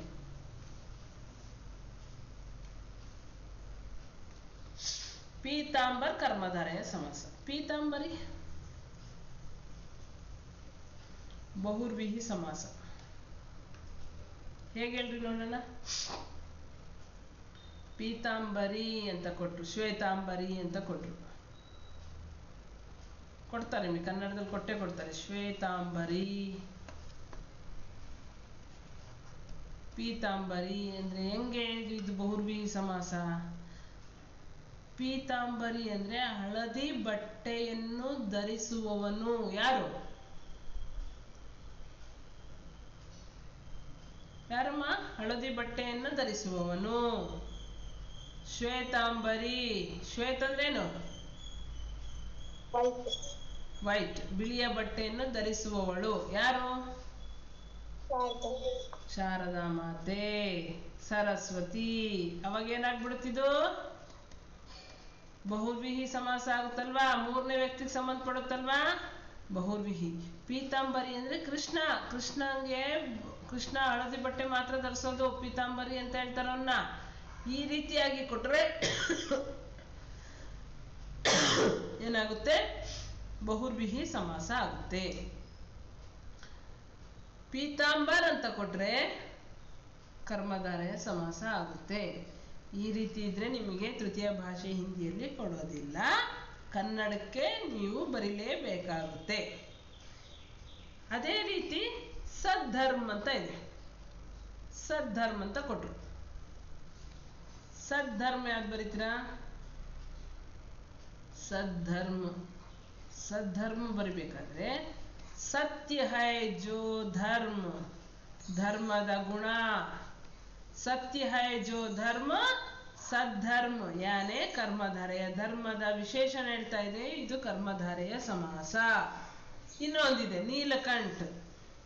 ನೀಲಕಂಠ ಯಾವ್ದಕ್ಕೆ ಬರೀತೀರಪ್ಪ? ನೀಲಕಂಠ ಯಾವ್ದಕ್ಕೆ ಬರೀತೀರಾ? ಬಹುರ್ವಿಹಿ ಅಲ್ಲೇನಪ್ಪ. ನೀಲಕಂಠ ಅಂದ್ರೆ ಯಾರು? ಕಂಠ ಮೇ, ಕಂಠದಲ್ಲಿ ಅಂದ್ರೆ ಕುತ್ತಿಗೆಯಲ್ಲಿ ಅಥವಾ ಗಂಟ್ಲಲ್ಲಿ. ನೀಲ್, ನೀಲ್ ಅಂದ್ರೆ ವಿಷ. ಹಿಂದಿಯಲ್ಲಿ ಅಥವಾ ಸಂಸ್ಕೃತದಲ್ಲಿ ನೀಲ್ ಅಂದ್ರೆ ವಿಷ. ವಿಷವನ್ನ ಧರಿಸಿರುವವನು ಶ್ರೀಕಂಠ. ಯಾರೋ? ಶಿವ. ಇದು ಬಹುರ್ವಿಹಿ ಸಮಾಸ. ಒಂದು ವೇಳೆ ನೀಲ್ ಹೈ ಜೋ ರೀ ಫ್ಯಾನ್ ಹಾಕ್ರಿ. ನೀಲ್ ಹೈ ಜೋ ಕಂಠ, ಕಂಠ ನೀಲವಾಗಿದೆ ಅಂದಾಗ ಕರ್ಮಧಾರಯ ಸಮಾಸ ಬರುತ್ತೆ. ಅಥವಾ ನೀಲಕಂಠ ಅಂದ್ರೆ ಯಾರು? ಶಿವ ಅಂದಾಗ ಬಹುರ್ವಿಹಿ ಸಮಾಸ ಬರುತ್ತೆ. ಅದಕ್ಕೆ ಏನ್ ಮಾಡ್ಬೇಕು? ಬಹುರ್ವಿಹಿ ಸಮಾಸಕ್ಕೆ ನಾನು ಇದು ಕನ್ನಡಕ್ಕೆ ಹೇಳ್ತಾ ಇರೋದು. ನೀಲಕಂಠ ಅಂದ್ರೆ ನೀವು ಬಹುರ್ವಿಹಿ ಸಮಾಸ ಬರೀರಿ. ನೀಲ್ ಹೈ, ನೀಲ್ ಕಂಠ ಮೇಜೋ ನೀಲ್, ಹಾಲಾಹಲ ವಿಷವನ್ನ ಉಳ್ಳವನು ನೀಲಕಂಠ, ಶಿವ ಬಹುರ್ವಿಹಿ. ಅದೇ ನೀಲಿಯ ಬಣ್ಣಕ್ಕೆ ತಿರುಗಿರುವಂತಹ ಕಂಠ. ಯಾಕೆ ಹಿಂಗೆ? ನೀಲಕಂಠ ಅಂತಂದ್ರೆ ಏನು?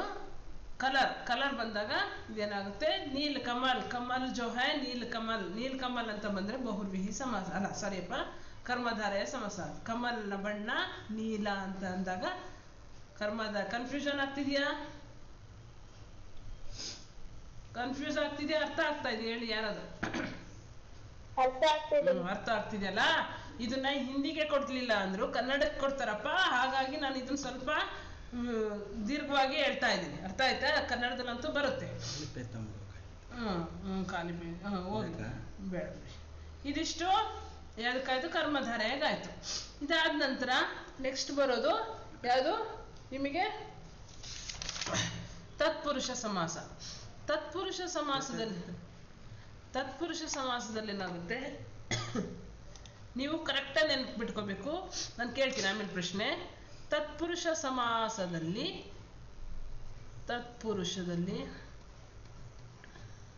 ಕಾರಕ ಬರುತ್ತೆ. ತತ್ಪುರುಷದಲ್ಲಿ ಏನು ಬರುತ್ತೆ? ಕಾರಕ ಬರುತ್ತೆ. ಕಾರಕ ಯಾವ್ಯಾವ ಹೇಳ್ತೀರೇನಪ್ಪ? ಕಾರಕದಲ್ಲಿ ಏನು ಕಾರಕ ಹೇಳ್ತೀರಾ? ಕಲ್ತಿದ್ರೆ ಯಾರಾದ್ರೂ ಕಾರಕ? ಕರ್ತಾನೆ ಹೇಳಿ ನೋಡೋಣ ಯಾರಾದ್ರೂ. ಕರ್ತಾನೆ, ಕರ್ಮುಕೋ, ಕರಣಸೆ ಹೇಳ್ಕೊಟ್ಟಿದಾರ? ಅದನ್ನ ಪದ್ಧತಿ ರೀತಿ ಕಲಿಬೇಕು. ಕರ್ತಾನೆ, ಕರ್ಮುಕೋ, ಕರಣಸೆ, संप्रदान के लिए अपादान से संबंध का के की अधिकरण में पर. ಈ ರೀತಿಯ ಪಯಂ ರೀತಿ ಕಲಿಸ್ಬಿಟ್ರೆ ಅದು ಈಸಿಯಾಗಿ ನಿಮಗೆ ಗೊತ್ತಾಗುತ್ತೆ. ಕರ್ತಾನೆ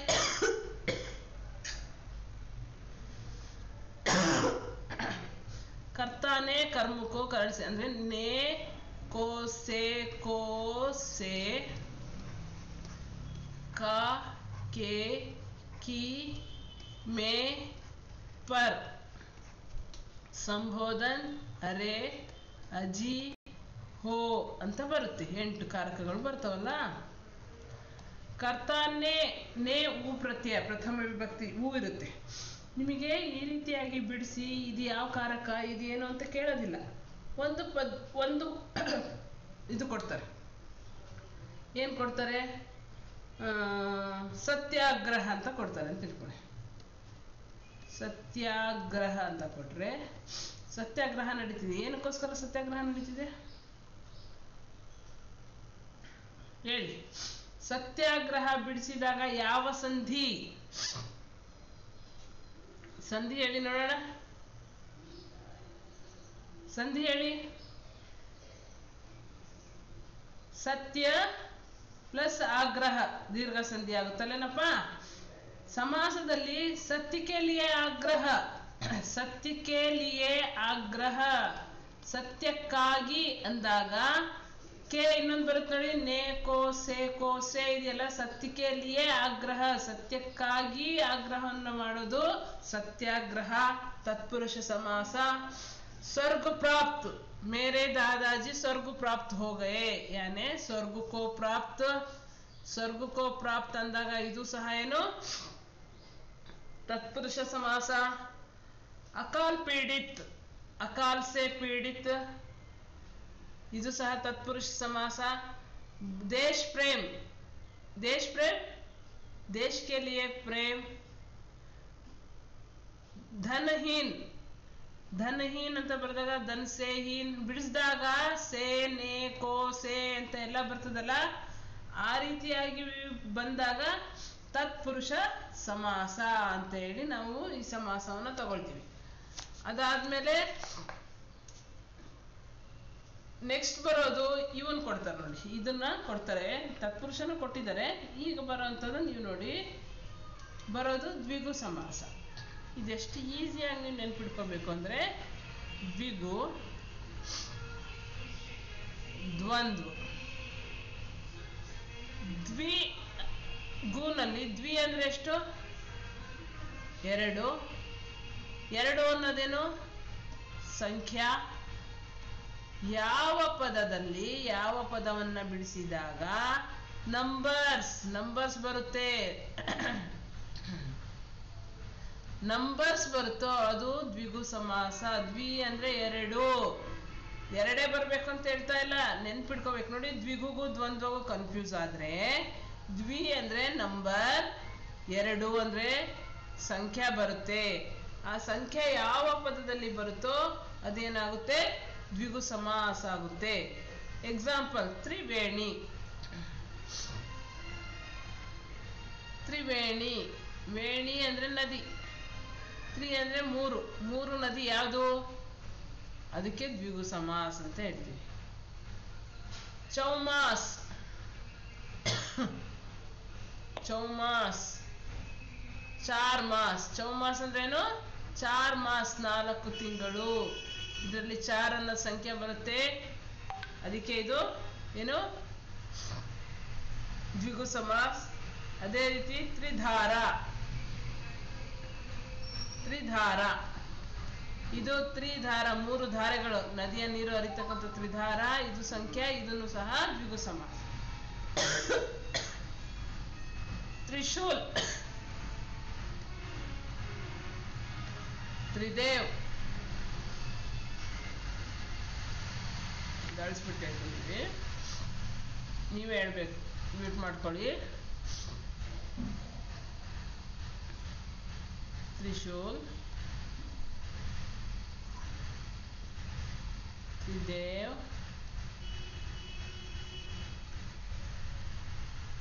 ತ್ರಿನೇತ್ರ,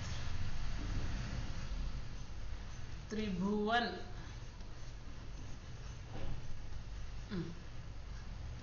ಮ್ಯೂಟ್ ಮಾಡ್ಕೊಂಡಿರಲ್ಲ.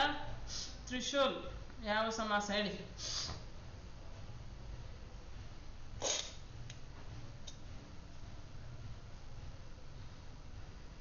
ಹೇಳಪ್ಪಿ.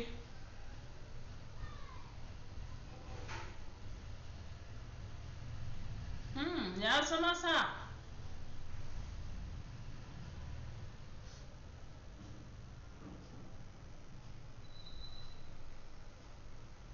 ಎಲ್ಲೋದ್ರಿ ಎಲ್ಲ ಹೇಳಿ, ಮ್ಯೂಟ್ ಮಾಡ್ಕೊಂಡ್ರ?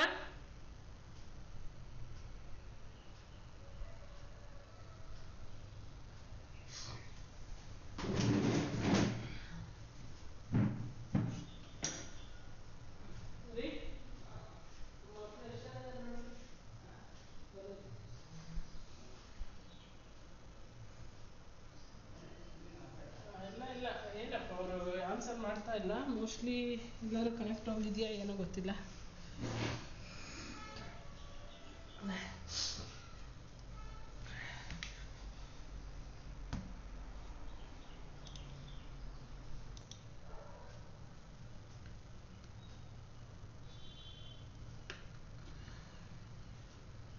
ತ್ರಿದೇವ್, ತ್ರಿದೇವ್, ತ್ರಿನೇತ್ರ, ತ್ರಿಶೂಲ್, ತ್ರಿಭುವನ್. ಎಲ್ಲ ಮ್ಯೂಟ್ ಮಾಡ್ಕೊಂಡಿದ್ದೀರ? ಅನ್ಮ್ಯೂಟ್ ಮಾಡ್ಕೊಂಡ್ರೆ ಎಲ್ಲ? ಅನ್ಮ್ಯೂಟ್ ಮಾಡ್ಕೊಂಡಿದ್ರೆ ಈಗ ಹೇಳಿ, ತ್ರಿದೇವ್ ಯಾವ ಸಮಾಸ? ದ್ವಿಗು ಸಮಾಸ. ದ್ವಿಗು ಸಮಾಸ. ತ್ರಿನೇತ್ರ, ದ್ವಿಗು ಸಮಾಸ. ತ್ರಿಶೂಲ್, ದ್ವಿಗು ಸಮಾಸ. ತ್ರಿಭುವನ್, ಎಲ್ಲವೂ ದ್ವಿಗು ಸಮಾಸ. ತಪ್ಪು. ತ್ರಿದೇವ್ ಅಂದ್ರೆ ಯಾರು ನೋಡಿ ಮೇಡಮ್? ನೀವು ನಂಬರ್ ಅಂದ್ರೆ 3 ಇತ್ತು, ನಾನೇನ್ ಮಾಡಿದೆ, ಅದಕ್ಕೆ ಹೇಳಿದೆ, ಕನ್ನಡದಲ್ಲಿ ಬರುತ್ತೆ. ತ್ರಿದೇವ್ ಅಂದ್ರೆ ಬ್ರಹ್ಮ, ವಿಷ್ಣು, ಮಹೇಶ್ವರ. ತ್ರಿನೇತ್ರ 3 ಕಣ್ಣುಳ್ಳವನು ಯಾರು? ಶಿವ, ಬಹುರ್ವಿಹಿ ಸಮಾಸ್. ತ್ರಿಶೂಲ್ 3 ಚೂಪಾದ ಶೂಲಗಳಿರುವಂಥವು ತ್ರಿಶೂಲ. ತ್ರಿಭುವನ್ 3 ಕಟ್ಟಡಗಳು, ಭವನ್. ಹಾಗಾದ್ರೆ ಇದ್ರಲ್ಲಿ ಬಹುರ್ವಿಹಿ ಯಾವುದು, ದ್ವಿಗು ಯಾವ್ದು ಹೇಳಿ ನೋಡಿ?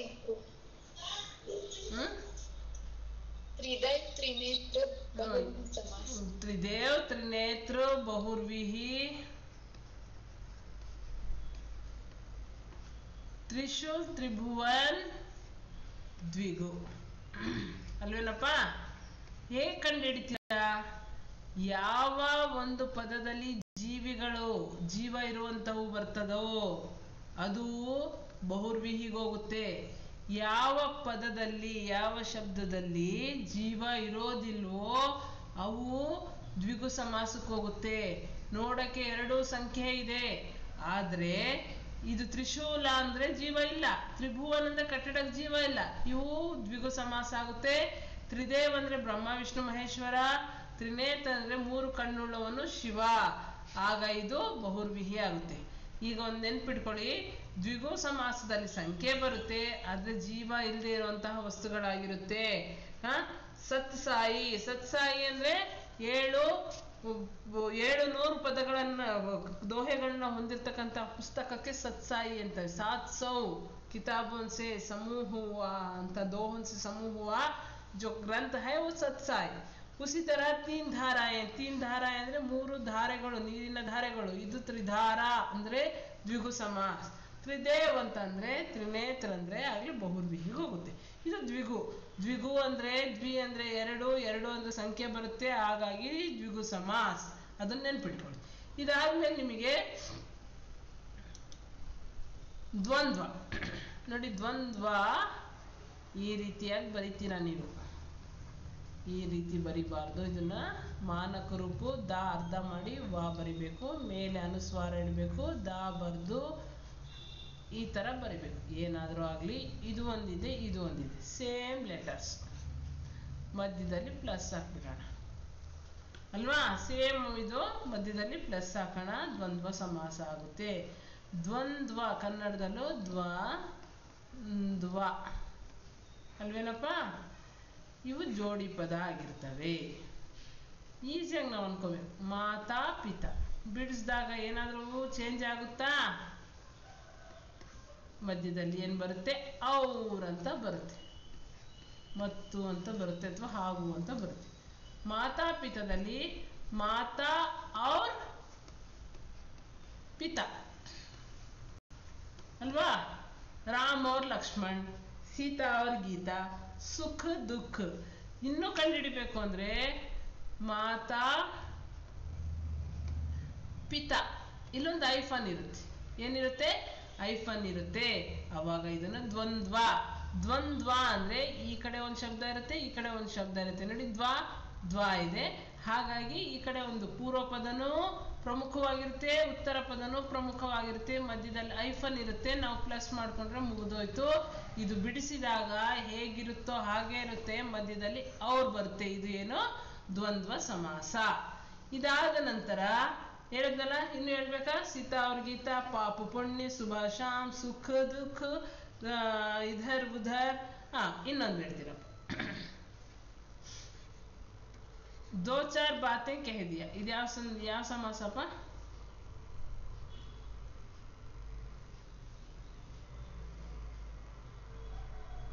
ಇದ್ದೀರಾ ಮಕ್ಕಳೇ? ಹೇಳಪ್ಪ. ದೋ ಚಾರ್ ಯಾವ ಸಮಾಸ? ದ್ವಂದ್ವ ಸಮಾಸ. ಯಾಕೆ? ಈಗ ಅದನ್ನೇ ಹೇಳ್ತಿದ್ದೀರಲ್ಲ ಮೇಡಮ್, ಅದೇ ಇರ್ಬೋದು ನಮ್ಮ ಇದ್ರ ಪ್ರಕಾರ ನೀವು ಹೇಳ್ತಿದ್ದೀರ. ಯಾಕಿದು ದ್ವಿಗು ಸಮಾಸ ಬರಲ್ವಾ? ಸಂಖ್ಯೆ ಬಂದಿದೆಯಲ್ಲ. ಬರೋದಿಲ್ಲ. ಯಾಕೆ? ಏನಪ್ಪ ಹೇಳಿ ಹೇಳಿ, ಕರೆಕ್ಟ್ ಹೇಳಿ. ಜೀವ ಇರುವಂತ ಇದಕ್ಕೂ ಜೀವ ಇಲ್ಲ, ದೋಚಾರ್ಗೂ ಜೀವ ಇಲ್ಲ.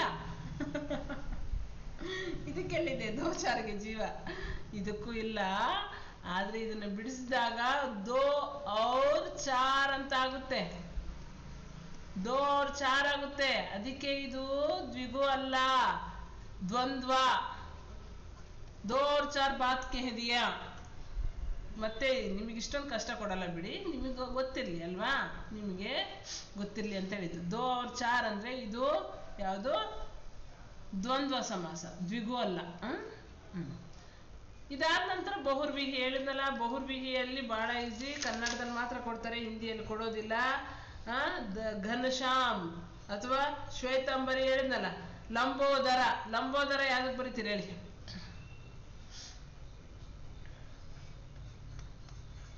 ಲಂಬೋದರ ಯಾವ ಸಮಾಸಕ್ಕೆ ಬರೀತೀರಾ? ಬಹುಪ್ರೀತಿ. ಯಾಕಪ್ಪ ಬಿಡಿಸಿದಾಗ ಲಂಬಾ ಹೈ ಜೋ ಉದರ್ ಇದಕ್ಕೆ ವಿಶೇಷಣ ಬರೋದಿಲ್ವಾ? ಜಿಸ್ಕಾ ಉದರ್ ಉದರ್ ಯಾನೆ ಪೇಟು ಲಂಬಾ ಹೈ ಓ ಲಂಬೋದರ್ ಅಂತ ಹೇಳಿದ್ರೆ ಇದು ಯಾವ್ದಕ್ಕೆ ಬರುತ್ತೆ? ಕರ್ಮಧಾರೆಯಾಗಿ ಬರುತ್ತೆ. ಆದ್ರೆ ಲಂಬೋದರ ಅಂದ ತಕ್ಷಣ ನಾವು ಹೋಗೋದೆ ಗಣೇಶಂಗೆ. ಯಾರ ಹೊಟ್ಟೆ ದಪ್ಪ ಇದೆಯೋ ಅವನು ಗಣೇಶ ಅಂತ ಹೇಳಿದಾಗ ನಾವು ಇದನ್ನ ಬಹುರ್ವಿಹಿಗೆ ಬರಿಬೇಕು. ಇದು ಕರ್ಮಧಾರೆಗೂ ಬರುತ್ತೆ, ಆದ್ರೆ ನಾವು ತಗೋಬೇಕಾಗಿರೋದು ಬಹುರ್ವಿಹಿ. ಆಗಿದ್ದಾಗ ಏನ್ ಮಾಡ್ತಾರೆ ಅಂದ್ರೆ ಯಾವ್ದಾದ್ರು ಒಂದು ಕೊಟ್ಟಿರ್ತಾರೆ, ಎರಡು ಕೊಟ್ಟರು ಅಂದ್ರೆ ನಿಮಗೆ ಗ್ರೇಸ್ ಮಾರ್ಕ್ಸ್ ಕೊಡ್ತಾರೆ. ಯಾವುದೋ ಕರ್ಮಧಾರಯ ಕೊಟ್ಟರೆ ಕರ್ಮಧಾರಯ बरीरी, ಇಲ್ಲ बहुर्विही ಕೊಟ್ಟರೆ बहुर्विही बरीरी. लंबा है जो उदर का लक्षण बताता है तो कर्मधारय होता है. लेकिन यदि इसको लंबा है जो उदर यानी गणेश ऐसा मतलब आ जाए तो इसे बहुर्विही समास कहते हैं. इसलिए ऑप्शन में बहुर्विही दिए गए तो बहुर्विही लिखिए, यदि इसको कर्मधारय समास दिया जाए तो कर्मधारय लिखिए. लेकिन आप लोगों को बहुर्विही समास नहीं देते, आप लोगों को ज्यादातर तत्पुरुष, द्विगु, द्वंद्व इन तीनों में से एक दिया जाएगा. इसको ठीक से समझिए. द्वंद्व में माता पिता सुख दुख ऐसा दो भी यानी पूर्व पद भी और उत्तर पद भी विशेष मात्रा से होते हैं, दोनों प्रमुख होते हैं. बीच में और आता है. यदि शब्द दिया जाए तो बीच में आइफन होता है तो इसे द्वंद्व कहते हैं. जिस शब्द में या निर्जीव वस्तु में संख्या दिखाया जाए तो उसे द्विगु समास कहते हैं. जिस शब्द को हम लिखते हैं तब जो कारक शब्द आता है तो उसे हम तत्पुरुष समास कहते हैं. इन तीनों को अच्छी तरह से समझ कर जाइए. यदि इसके अलावा अव्ययी भाव या कर्मधारय भी दे सकते हैं, लेकिन ज्यादातर इन तीनों के कारक के कौन सा समास को ही देते हैं. ये जो कारक है आप लोगों को समझ में आ गया क्या? ಎಲ್ಲರಿಗೂ ಅರ್ಥ ಆಯ್ತಾ? ಮುಂದಕ್ಕೆ ಹೋಗೋಣ. ಓಕೆ, ಅರ್ಥ ಏನಾದ್ರು ಡೌಟ್ಸ್ ಇದೆಯಾ ಇದರಲ್ಲಿ? ಈಗಲೇ ಕೇಳ್ಕೊಂಬಿಡಿ.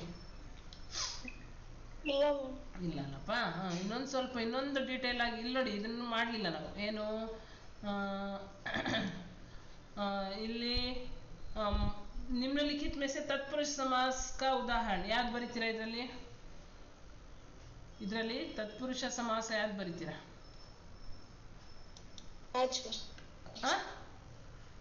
ರಾಜವಂಶ ಅಲ್ವೇನಪ್ಪ? ಬಿಡಿಸಿದಾಗ राजा को नहीं, राजा का वंश, राजवंश. माता पिता कौन सा? जल्दी भरपेट भरपेट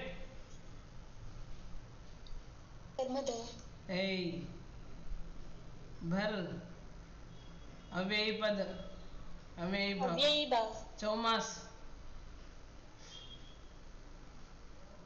वेरी गुड, हो गए ना? हाँ, ऐसा होता है. इसके बाद जो होता है वो है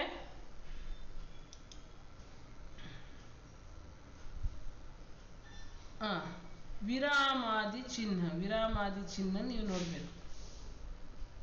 ವಿರಾಮಾದಿ ಚಿಹ್ನ ಸ್ವಲ್ಪ ಎಷ್ಟನೇ ಪೇಜಲ್ಲಿ ಇದೆಯಪ್ಪ ಅಂತಂದ್ರೆ ಇದು 164ನೇ ಪೇಜಲ್ಲಿ ಇರ್ಬೋದು.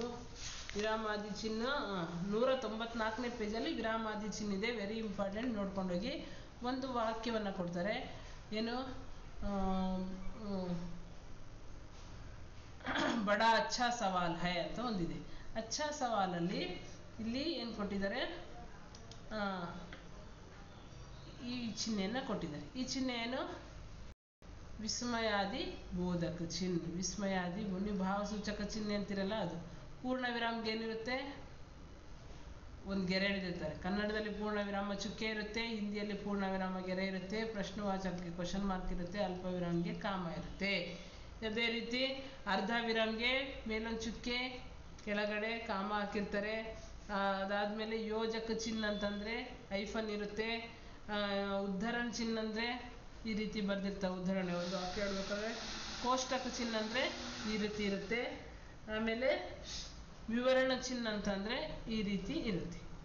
ಇದು ಕೊಡೋದಿಲ್ಲ, ಇದು ಕೊಡೋದಿಲ್ಲ, ಇದು ಕೊಡೋದಿಲ್ಲ. ನಿಮಗೆ ಕೊಡೋದು ಇವೇ 4 ಇದಾವೆ, ಇವನ್ನೇ ಕೊಡ್ತಾರೆ. ವಾಕ್ಯವನ್ನು ನೋಡಿದಾಗ ಅಲ್ಲಿ ಖಾಲಿ ಇರುತ್ತೆ, ಯಾವ್ದು ಬರಿಬೇಕು ಅಂತ ಹೇಳ್ಬೋದು, ಇಲ್ಲ ಇಲ್ಲಿ ಕೊಟ್ಬಿಟ್ಟು ಇದು ಯಾವುದು ಅಂತ ಕೇಳ್ಬೋದು. ಇದು ವಿರಾಮಾದಿ ಚಿಹ್ನೆ. ಇನ್ನು ಕೊನೆಯದಾಗಿ ವ್ಯಾಕರಣಕ್ಕೆ ಸಂಬಂಧಪಟ್ಟಂತೆ ನಾವು ನೋಡ್ತಾ ಹೋದರೆ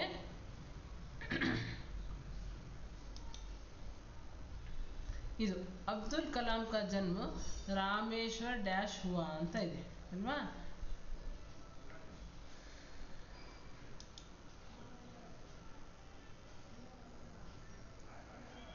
ಅಬ್ದುಲ್ ಕಲಾಂ ಕಾ ಜನ್ಮ ರಾಮೇಶ್ವರ್ ಡ್ಯಾಶ್ ಹುವಾ ಅಂದಾಗ ನಾವು ಇಲ್ಲಿ ಏನು ಬರಿಬೇಕು,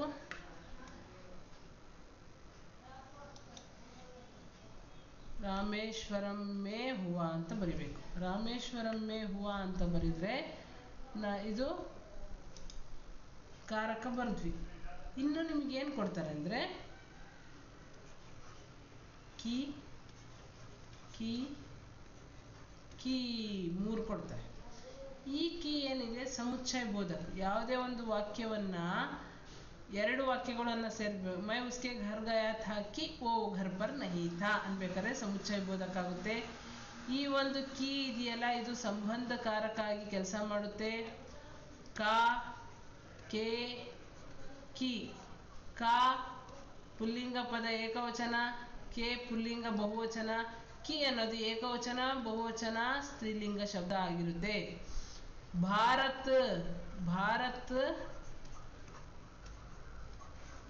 ರಾಜಧಾನಿ ದಿಲ್ಲಿ ಹೈ ಅಂತ ಇದ್ದಾಗ ಇಲ್ಲೇನು ಬರೀತಾರೆ ಹೇಳಿ ಬೇಗ,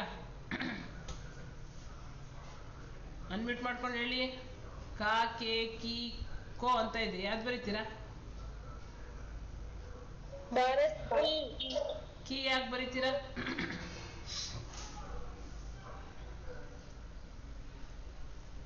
ಯಾವ ಕೀ ಬರೀತೀರಾ? ಈ ಕೀ ಬರೀತೀರಾ, ಈ ಕೀ ಬರೀತೀರಾ, ಈ ಕೀ ಬರೀತೀರಾ?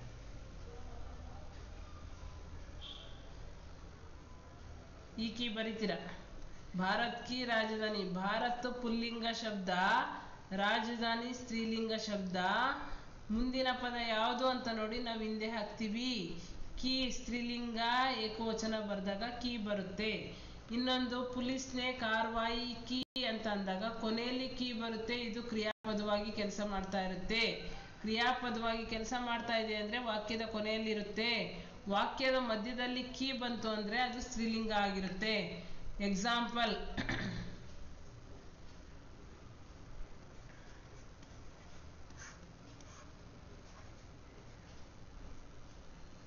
ರಾಮ್ ಕಿ ನಾನೇನ್ಬಿಟ್ಟೆ, ರಾಮ್ ಡ್ಯಾಶ್ ಪತ್ನಿ ಸೀತಾ ಥಿ. ಏನು ಬರೀತೀರಾ?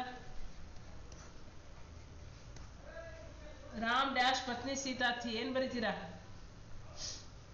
ರಾಮ್ ಕಿ ಪತ್ನಿ. ಮತ್ತು ರಾಮ್ ಪುಲ್ಲಿಂಗ ಅಲ್ವಾ, ರಾಮ್ ಕಾ ಪತ್ನಿ, ರಾಮ್ ಕೆ ಪತ್ನಿ ಬರಿಬಾರ್ದು. ಯಾಕೆ ಅಂದರೆ ಈ ಪದನ ನಾವು ನೋಡೋದಿಲ್ಲ, ನಾವು ನೋಡೋದು ಪತ್ನಿಯನ್ನು ನೋಡ್ತೀವಿ. ಪತ್ನಿ ಸ್ತ್ರೀಲಿಂಗ, ಹಾಗಾಗಿ ಅದರಿಂದ ನಾವೇನು ಬರಿಬೇಕು? ಸ್ತ್ರೀಲಿಂಗ. ಇದೇ ಕೊಡೋದು ನಿಮಗೆ ಜಾಸ್ತಿ, ಇದರಲ್ಲೇನೋ ಮೇ ಕೊಟ್ಟಿದ್ದಾರಷ್ಟೇ. ರಾಮ್ ಕಿ ಪತ್ನಿ ಸೀತಾ ಥಿ. ಶ್ಯಾಮ್ ಡ್ಯಾಶ್ ಮಾತಾ ಯಶೋದಾ ಹೈ, ಕೃಷ್ಣ ಡ್ಯಾಶ್ ಮಾತಾ ಯಶೋದಾ ಹೈ ಅಂದರೆ ಕೃಷ್ಣ ಕಾ ಮಾತಾ ಅಲ್ಲ, ಕೃಷ್ಣ ಕಿ ಮಾತಾ, ಕಿ ಬರಿಬೇಕಾಗುತ್ತೆ. ಈ ರೀತಿಯಾಗಿ ಕಾರಕಕ್ಕೆ ಸಂಬಂಧಪಟ್ಟಂತೆ ಯಾವುದಾದ್ರೂ ಕೊಡ್ತಾರೆ. ಇದಿಷ್ಟು ವ್ಯಾಕರಣ. ನಾನು ವ್ಯಾಕರಣನ ಡೀಟೇಲಾಗಿ ಯಾಕೆ ತಗೊಂಡೆ ಅಂದರೆ ನಿಮಗೆ ಗೊತ್ತಾಗಲಿ ಅನ್ನೋ ಒಂದೇ ಉದ್ದೇಶಕ್ಕೆ ತಗೊಂಡಿದ್ದೆ. ಈಗ ಸ್ವಲ್ಪ ಫಾಸ್ಟಾಗಿ ಹೋಗ್ತಾ ಹೋಗೋಣ. ಈಗ ನೆಕ್ಸ್ಟ್ ಬರುವಂಥದ್ದು ಅನುರೂಪತ ನೋಡಿ. ಅನುರೂಪತದಲ್ಲಿ ಗಿಲ್ಲು ಕಿ ಪ್ರಿಯಲತಾ ಯಾವುದು? ಸೋನ್ ಜೂಹಿ.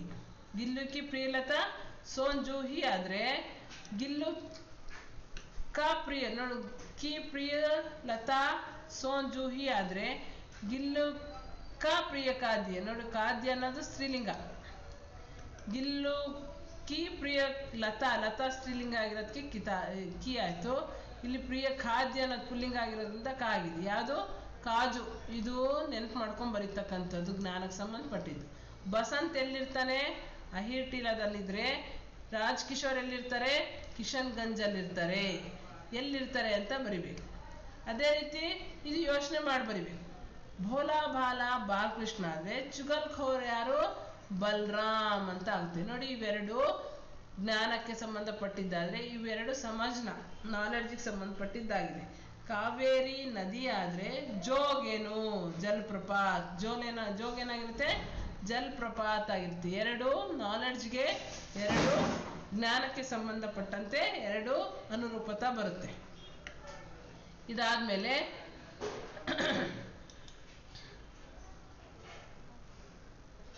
ಒಂದು ವಾಕ್ಯದ 4 ಪ್ರಶ್ನೆ ಬರುತ್ತೆ.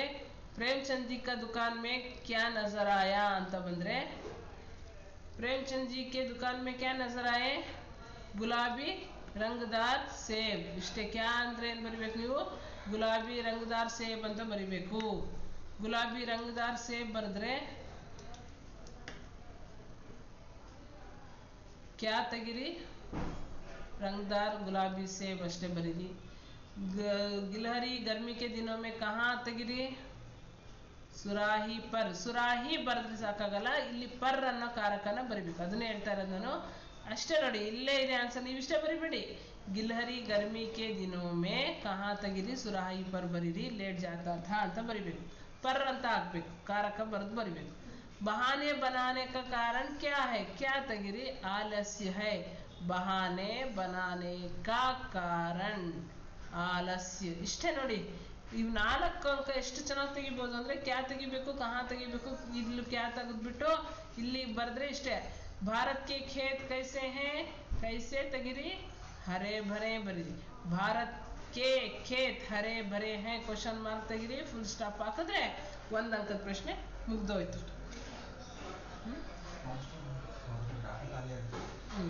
ಇದಾದ ನಂತರ ನೆಕ್ಸ್ಟ್ 2 ಅಂಕದ ಪ್ರಶ್ನೆ ಬರುತ್ತೆ. 2 ಅಂಕದ ಪ್ರಶ್ನೆಯಲ್ಲಿ 8 ಇರ್ತವೆ. 8ರಲ್ಲಿ ನೋಡ್ರಿ, ಈ ಗವರ್ನೆನ್ಸ್ ಯಾವುದು ಕರ್ನಾಟಕ ಸಂಬಂಧಪಟ್ಟಂತೆ, ಕರ್ನಾಟಕ ಸಂಬಂಧಪಟ್ಟಂತೆ 2 ಅಂಕದ ಪ್ರಶ್ನೆ ಇರುತ್ತೆ. ಅದೇ ದುಕಾನ್ದಾರನೇ ಲೇಖಕ್ ಸೆ ಕ್ಯಾ ಕಹ, ಇದು ಬಹಳ ಸರಿ ಬಂದಿದೆ. ಬಾಬೂಜಿ ಬಡೆ ಮಜೆದಾರ್ ಸೇಬ್ ಆಯೆ ಹೇ ಖಾಸ್ ಕಾಶ್ಮೀರ್ ಕೆ ಅನ್ನೋದು, ಅದೊಂದು ಬರೀರಿ. ಆಮೇಲೆ ಬಸಂತ್ ಕಿಶೋರ್ ದೇವ್ ಪೈಸೆ ಲೇನೆ ಸೆ ಕ್ಯೂ ಇನ್ಕಾರ್ ಕರ್ತೆ ಹೇ, ಈ ರೀತಿ ಇದರಲ್ಲೂ ಕೊಟ್ಟಿದ್ದಾರೆ. ಇದನ್ನ ನೀವು ಅಲ್ಲಿ 4 ಅಂಕ ಕೊಟ್ಟರೆ ಇಲ್ಲಿ ಕೊಡೋದಿಲ್ಲ, 1 ಅಂಕದ ಮಾತ್ರ ಕೊಡ್ತಾರೆ. ಇದು 2 ಅಂಕದ ಕೊಟ್ಟಿದ್ದಾರೆ ಅಂದ್ರೆ ಅಲ್ಲಿ 3 ಅಂಕದ ಮಾತ್ರ ಕೊಟ್ಟಿರ್ತಾರೆ. ಆಮೇಲೆ ಬಚೇಂದ್ರಿ ಪಾಲ್ಕ ಬಚ್ಪನ್ ಕೈಸೆ ಬೀತಾ, ಹೇಗೆ ಅವರು ಎಷ್ಟು ಚೆನ್ನಾಗಿ ಎಷ್ಟು ಕಿಲೋಮೀಟರ್ ನಡೀತಾ ಇದ್ರು. ಆಮೇಲೆ ಅವ್ರ ಅಣ್ಣನ ಥರನೇ ನಾನು ಪರ್ವತಾರೋಹಣ ಮಾಡ್ಬೇಕಂತ ಪರಿಶ್ರಮ ಕರ್ನ, ಅವ್ರು ಇಲ್ಲಿ ಸಿಲಾಯಿ ಕರ್ಕೆ ಪಢಾಯಿ ಕಾ ಖರ್ಚು ಜುಟಾನ, ಅವರು ಓದೋ ಟೈಮಲ್ಲಿ ಹೊಲಿಗೆ ಕೆಲಸ ಮಾಡಿ ಅವ್ರೇನು ಮಾಡಿದ್ರು, ತನ್ನ ಜೀವನವನ್ನು ನಡೆಸಿದ್ರು ಅಂತ ಇದೆ. ಆಮೇಲೆ ಮನುಷ್ಯ ಕೆ ಲಿಯೆ ಪ್ರಾಪ್ತಿ ಕಬ್ ಸಂಭವ ಹೈ ಅಂದರೆ समय का पहचान पाठದಲ್ಲಿ ಬರುತ್ತೆ. एक बहुत अनमोल चीज है, इसे खोए बिना या नष्ट किए बिना हम क्या करते हैं, सुख प्राप्ति कर सकते हैं. ಇದು ಯಶೋಧ ಕೃಷ್ಣಕ್ಕೆ ಕ್ರೋಧಕ್ಕೂ ಕೈಸಿ ಇದ್ರಲ್ಲಿ ಕೊಡ್ತಾರೆ ನೋಡಿ, ಶಿಕಾಯತ್ ಅಂತ ಕೊಡ್ತಾರೆ. माँ को कैसी रुलाती है ಅಥವಾ माँ कैसी उसे संभालती है ಅಥವಾ ಇದು ಶಾಂತ ಕಿಯಾ ಅನ್ನೋಂಥ 2 ಪ್ರಶ್ನೆ ಬರುತ್ತೆ. ಆಮೇಲೆ ಇಲ್ಲಿ 23ನೇ ಪ್ರಶ್ನೆ ಬಂದೇನೋ, ಶನಿ ಸೌರಮಂಡಲ का सर्वाधिक, ಇಲ್ಲಿ 2 ಇರುತ್ತೆ ಇದೇ ಪಾಠಕ್ಕೆ ನೋಡಿ. 3 ಸಪ್ಲಿಮೆಂಟರಿ ರೀಡಿಂಗ್ ಇದೆ. ಶನಿ ಸಬ್ಸೆ ಸುಂದರ ಗ್ರಹ ಒಂದು, ಶನಿ ಸಬ್ಸೆ ಸುಂದರ ಗ್ರಹ ಅನ್ನೋದೊಂದು.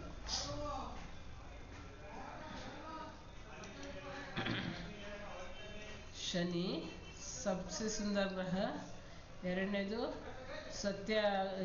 ಸತ್ಯ ಪಾಠದ್ದೊಂದು, ಇನ್ನೊಂದು ನಾಗರಿಕ ಕರ್ತವ್ಯ ಒಂದು. ಈ 2 ಪಾಠ್ಯ ಇದೆಯಲ್ಲ, ಅದು 2ರಲ್ಲಿ 1 ಆಪ್ಷನ್ ಕೊಡ್ತಾರೆ. ಶನಿ ಸಬ್ಸೆ ಸುಂದರ ಗ್ರಹ ಅನ್ನೋದ್ರಲ್ಲಿ ಆಪ್ಷನ್ ಇರುತ್ತೆ. ಇಲ್ಲಿದೆ ನೋಡಿ, ಶನಿ ಸೌರಮಂಡಲಕ ಸರ್ವಾಧಿಕ ಸುಂದರ ಗ್ರಹ ಕೈಸೆ ಅನ್ನೋದೊಂದು, ಅದು ಅಥವಾ ಶನಿ ಏಕ ಅತ್ಯಂತ ठंडा ಗ್ರಹ ಅನ್ನೋದೊಂದು, ಅಥವಾ ಶನಿ ಇದರಲ್ಲಿ ಯಾವ್ಯಾವ ಗ್ಯಾಸ್ಗಳಿಂದ ಆಗಿದೆ ಅನ್ನೋದು ಒಂದು ಕೊಡ್ತಾರೆ. ಶನಿ ಕೋ ಶನೈಶ್ಚರ್ ಕ್ಯೂ ಕಹಾ ಜಾತಾ ಹೈ, ಶನಿ ಕಿಸ್ಕಾ ಪುತ್ರ ಹೈ ಅನ್ನೋಂಥ ಪ್ರಶ್ನೆ ಕೊಡ್ತಾರೆ. 4 ಪ್ರಶ್ನೆಯಲ್ಲಿ ಇರ್ತವೆ. ಇದಾದ ನಂತರ ಇನ್ನೊಂದು ಅಪಠಿತ ಗದ್ಯಾಂಶ ಬರುತ್ತೆ ಸಪ್ಲಿಮೆಂಟರಿ ರೀಡಿಂಗ್ಗೆ. ಇದರಲ್ಲಿ ಒಂದು ಸತ್ಯ ಸ್ವರೂಪಕ್ಕೆ ಬಾರೆ ಮೇ, ಇನ್ನು ಒಂದು ಶಾಸ್ತ್ರ ಮೇ ಸತ್ಯ ಬೋಲ್ನೆಕ್ಕೆ ತರೀಕ. ಇವೆರಡು ಒಂದೇ ಪಾಠ ಕೊಟ್ಟಿದ್ದಾರೆ. ಅಥವಾ ನಾಗರಿಕ ಕರ್ತವ್ಯ, ಇದು 22 ಅಂದರೆ ಅವತ್ತು ಆಗ ಈ ಪಾಠವನ್ನು ತೆಗೆದಿದ್ದು. ಈಗ ಇವೆರಡರಲ್ಲಿ 1 ಕೊಡ್ತಾರೆ. ಯಾವುದು ಸತ್ಯ ನಾಗರಿಕ ಇದೆಯಲ್ಲ, ನಾಗರಿಕ ಕರ್ತವ್ಯ. ಆಮೇಲೆ ಇದು ಇದಾದ ನಂತರ ನಾವೇನು ಭಾವಾರ್ಥ ನೋಡೋಣ ಅಲ್ಲ.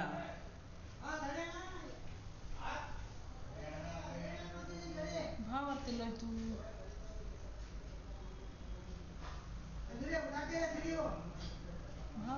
ಬರ್ಲಿಲ್ವಲ್ಲ ಭಾವಾರ್ಥ ಕೊಡ್ತಾರಪ್ಪ. ಓಹೋ ಸಾರಿ ಪೇಪರ್ 2 marks madam. ಏನಪ್ಪ ಭಾವಾರ್ಥ 2 marks questions. ಇದು 2 marks ಅಲ್ಲ. ಟೈಮ್ ಆಗ್ತಾ ಸ್ವಲ್ಪ ಹಂಗೆ ಅನ್ಸುತ್ತೆ. ಓಕೆಪ್ಪ ಇದು ಮುಗೀತಲ್ವಾ? ಭಾವಾರ್ಥ 3 ಅಂಕದಲ್ವಾ? ಇದಾದ್ಮೇಲೆ 3 ಅಂಕದಲ್ಲಿ ಮಹಾದೇವಿ ವರ್ಮಕ ಕಾರ್ಯಕಲಾಪ, ಗಿಲ್ಲುಕ್ಕೆ ಕಾರ್ಯಕಲಾಪ. ಇದನ್ನ ಬ್ಯಾಟ್ ಮಾಡಿದ್ರೆ ಕಾರ್ಯಕಲಾಪ ಬರಿಬೋದು. लेखिका को आकर्षण करने के लिए गिल्लू क्या क्या करता था ಅದನ್ನು ಇದರಲ್ಲೇ ಬರಿಬೋದು. 2 ಅಂಕದ್ದು ಪ್ರಶ್ನೆ ಬರಿಬೋದು, 3 ಅಂಕದ್ದು ಪ್ರಶ್ನೆ ಬರಿಬೋದು. ಇದಾದ ನಂತರ ನಮಾಜ್ಗೆ ಇದಂತೂ ನೋಡ್ರಿ ಬಹ್ಯಾಟ್ ನೋಡ್ಬಿಡ್ರಿ. ಕೆಲವು ಮಕ್ಕಳು ಸ್ವಂತ ಬರಿಬೇಕಂತ ನಮಾಜ್ಗೆ ಬಾರೆ ಮೇ ಝೈನಲ್ ಅಬ್ದೀನ್ ಕ್ಯಾ ಕಹಾ ಅಂತಂದ್ರೆ ಏನು ನಮಾಜ್ ದೇವ್ರಿಗೋಸ್ಕರ ಮಾಡಬೇಕು, ನಮಾಜ್ ಮಾಡೋದ್ರಿಂದ ಇದಾಗುತ್ತೆ ಅಂತ ಸ್ವಂತ. ಯಾಕೆಂದರೆ ಮೊನ್ನೆ ನಮಗೆ ಬೇರೆ ಶಾಲೆಯ ಪೇಪರ್ ಬಂದಿದ್ದು, ಬೇರೆ ಶಾಲೆಯ ಪೇಪರ್ ಬಂದಾಗ ಓನಾಗಿ ಬರೆದ್ಬಿಟ್ಟಾರೆ. ನಮಾಜ್ ಮಾಡೋದ್ರಿಂದ ಶಾರೀರಿಕ ವ್ಯಾಯಾಮ ಆಗುತ್ತೆ, ನಮಗೆ ತುಂಬ ಒಳ್ಳೇದಾಗುತ್ತೆ, ದೇವ್ರು ಒಳ್ಳೇದು ಮಾಡ್ತಾನೆ, ಏನು ನಮಾಜ್ ಮಾಡಿದ್ರೆ ಆಗುತ್ತೆ ಅಂತ ಹೇಳಿ ಹೆಚ್ಚಿನದಾಗಿ ಮುಸ್ಲಿಮ್ಸ್ ಹುಡುಗಿಯರು ಆ ಥರ ಬರೆದಿದ್ದು. ಅದು ತಪ್ಪಾಗುತ್ತೆ. ನಾವು ज़ैनुल अब्दीन ಏನು ಹೇಳ್ದ ಅಂತ ಅದ್ರ ಬಗ್ಗೆ ಇದೇ ಬರಬೇಕು. जब तुम नमाज पढ़ते हो तो तुम्हारे शरीर से इतर ब्रह्मांड का एक हिस्सा बन जाते हो, दौलत आयु जाति धर्म का कोई व्यायाम ಇದೇ ಬರಿಬೇಕು. ಇದನ್ನೇ ಬರೆಯೋದು ಬಿಟ್ಟು ಸ್ವಂತ ಬರಿಬೋದು ಮಿಸ್ ಅಂತ ಹೇಳಿ ನಮಾಜ್ ಓದೋದ್ರಿಂದ ಏನೇನಾಗುತ್ತೆ ಅಂತ ಬರೆದ್ರೆ ಮಾರ್ಕ್ಸ್ ಕೊಡೋದಿಲ್ಲ. ಅದಾದಮೇಲೆ ಸೋಷಿಯಲ್ ನೆಟ್ವರ್ಕಿಂಗ್, ಇಂಟರ್ನೆಟ್ ಕ್ರಾಂತಿಯಲ್ಲಿ ನಿಮ್ಗೆ 7 ಅಂಕಕ್ಕೆ ಬಂದ್ಬಿಡುತ್ತೆ. ಒಂದು ನಿಬಂಧ, ಇನ್ನು 3 ಅಥವಾ 4 ಪ್ರಶ್ನೆಯ ಒಂದು ಉತ್ತರ. ಧೂಪ್ ಕಾ ಚಶ್ಮಾ ಅದು ಕೂಡ ಏನಾಗಿರುತ್ತೆ, ವ್ಯಂಗ್ಯ ಚಿತ್ರ ಇದೆಯಲ್ಲ, ಅದು ಆ ಪಾಠದಲ್ಲಿ ಬರುತ್ತೆ. ನೀವು ಇದರಲ್ಲೂ ಸಹ ಏನು ಮಾಡಬೇಕಾಗುತ್ತೆ, ईमानदारों ಸಮ್ಮೇಳನ ಒಂದು ಪ್ರಶ್ನೆ ಬರುತ್ತೆ, ಧೂಪ್ ಕಾ ಚಶ್ಮಾ ಅಥವಾ फूल मालाएं मिलने पर लेखक ने क्या किया ಅಂತ ಹೇಳಿ, ಅಥವಾ ಉದಯಮಾನ್ ಇವರು ಅಂತೇಳಿ ಇವ್ರನ್ನ ಯಾಕೆ ಕರೆದ್ರು ಅನ್ನೋಂಥ 3 ಪ್ರಶ್ನೆಗಳು ಇದರಲ್ಲಿ ಕೇಳ್ತಾರೆ. ಇದಾದ ನಂತರ ಬಚೇಂದ್ರಿ ಪಾಲ್ ಅವರು ಪಹಾಡ್ ಚढ़ते समय कैसी तैयारी की ಅಥವಾ ಚढ़ने के बाद क्या किया ಅನ್ನೋಂತಹ ಪರ್ವತಾರೋಹಣ ಆದಮೇಲೆ ಇವ್ರ ಅನುಭವ ಹೇಗಿತ್ತು ಅನ್ನೋದೊಂದು ಕೊಡ್ತಾರೆ. ಅನುಭವ ಕೇಳ್ಬೋದು, ತಯಾರಿ ಕೇಳ್ಬೋದು, ಅಥವಾ ಅವ್ರ ಪರ್ವತಾರೋಹಣ ಹೋದ್ಮೇಲೆ ಏನು ಮಾಡಿದ್ರು ಅಂತ 3 ಪ್ರಶ್ನೆನ ಕೇಳ್ಬೋದು. ಇದಾದ್ಮೇಲೆ ಈ ಪಾಠದಲ್ಲಿ ನೋಡ್ರಿ ಮಕ್ಕಳೇ, ಪ್ರಕೃತಿ ಸೌಂದರ್ಯ ಒಂದು ಕೇಳ್ತಾರೆ, ಭಾರತ್ ಮಾತಾ ಕಾ ಸ್ವರೂಪ್ ಕೇಳ್ತಾರೆ. ಪ್ರಕೃತಿ ಸೌಂದರ್ಯ ಕೇಳಿದಾಗ ಖೇತ್ ಭರೆ ಭರೆ ಫಲ್ ಫೂಲ್ ವ್ಯಾಪಕ್ ಧನ್, ಇದಿಷ್ಟು ಸೌಂದರ್ಯ. खेत हरे भरे हैं ಅನ್ನೋದು, वन उपवन फल फूल से ಅನ್ನೋದು, ಅಥವಾ ಖನಿಜೋಂಕ ವ್ಯಾಪಕ ಧನ್ ಅನ್ನೋಂಥದ್ದು ಬರೀಬೋದು. ಸ್ವರೂಪ ಅಂತ ಕೊಟ್ರೆ ಸ್ವರೂಪ ಬರಿಬೇಕಾದ್ರೆ ಏನು ಮಾಡಬೇಕು, ಹೇಗಿದ್ರು ಭಾರತ ಮಾತೆ ಅಥವಾ ನಿಮ್ಮ ತಾಯಿಯನ್ನ ನೆನೆಸ್ಕೊಳ್ಳಿ. ಹೇಗಿದ್ರು ತಾಯಿ, ಯಾವ ರೀತಿ ಒಂದು ತಾಯಿ ನಮ್ಮ ದೇವಿ ಸ್ವರೂಪ ಆಗಿರ್ತಾಳೆ. ಏಕ ಹಾತ್ ಮೇ, ನೀವು ಇಲ್ಲೊಂದು ಚಿತ್ರ ಇದೆಯಲ್ಲ ಮಾತೃಭೂಮಿ ಕವಿತೆಯಲ್ಲಿ, ಏಕ ಹಾತ್ ಮೇ ನ್ಯಾಯ ಪತಾಕ, ದೂಸರೆ ಹಾತ್ ಮೇ ಜ್ಞಾನ ದೀಪ, ಈ ರೀತಿಯಾದಂತಹ ಪದ್ಯ ಏನಿದೆಯೋ, ಆಮೇಲೆ ಇನ್ಕೆ ಸಾಥ್ ಕೋಟಿ ಕೋಟಿ ಜನ ಹೈ, ಜೈ ಹಿಂದ್ ಕಾ ನಾದ್ ಗೂಂಜ್ತಾ ಹೈ, ಅದನ್ನ ಸ್ವರೂಪಕ್ಕೆ ಬರೀರಿ.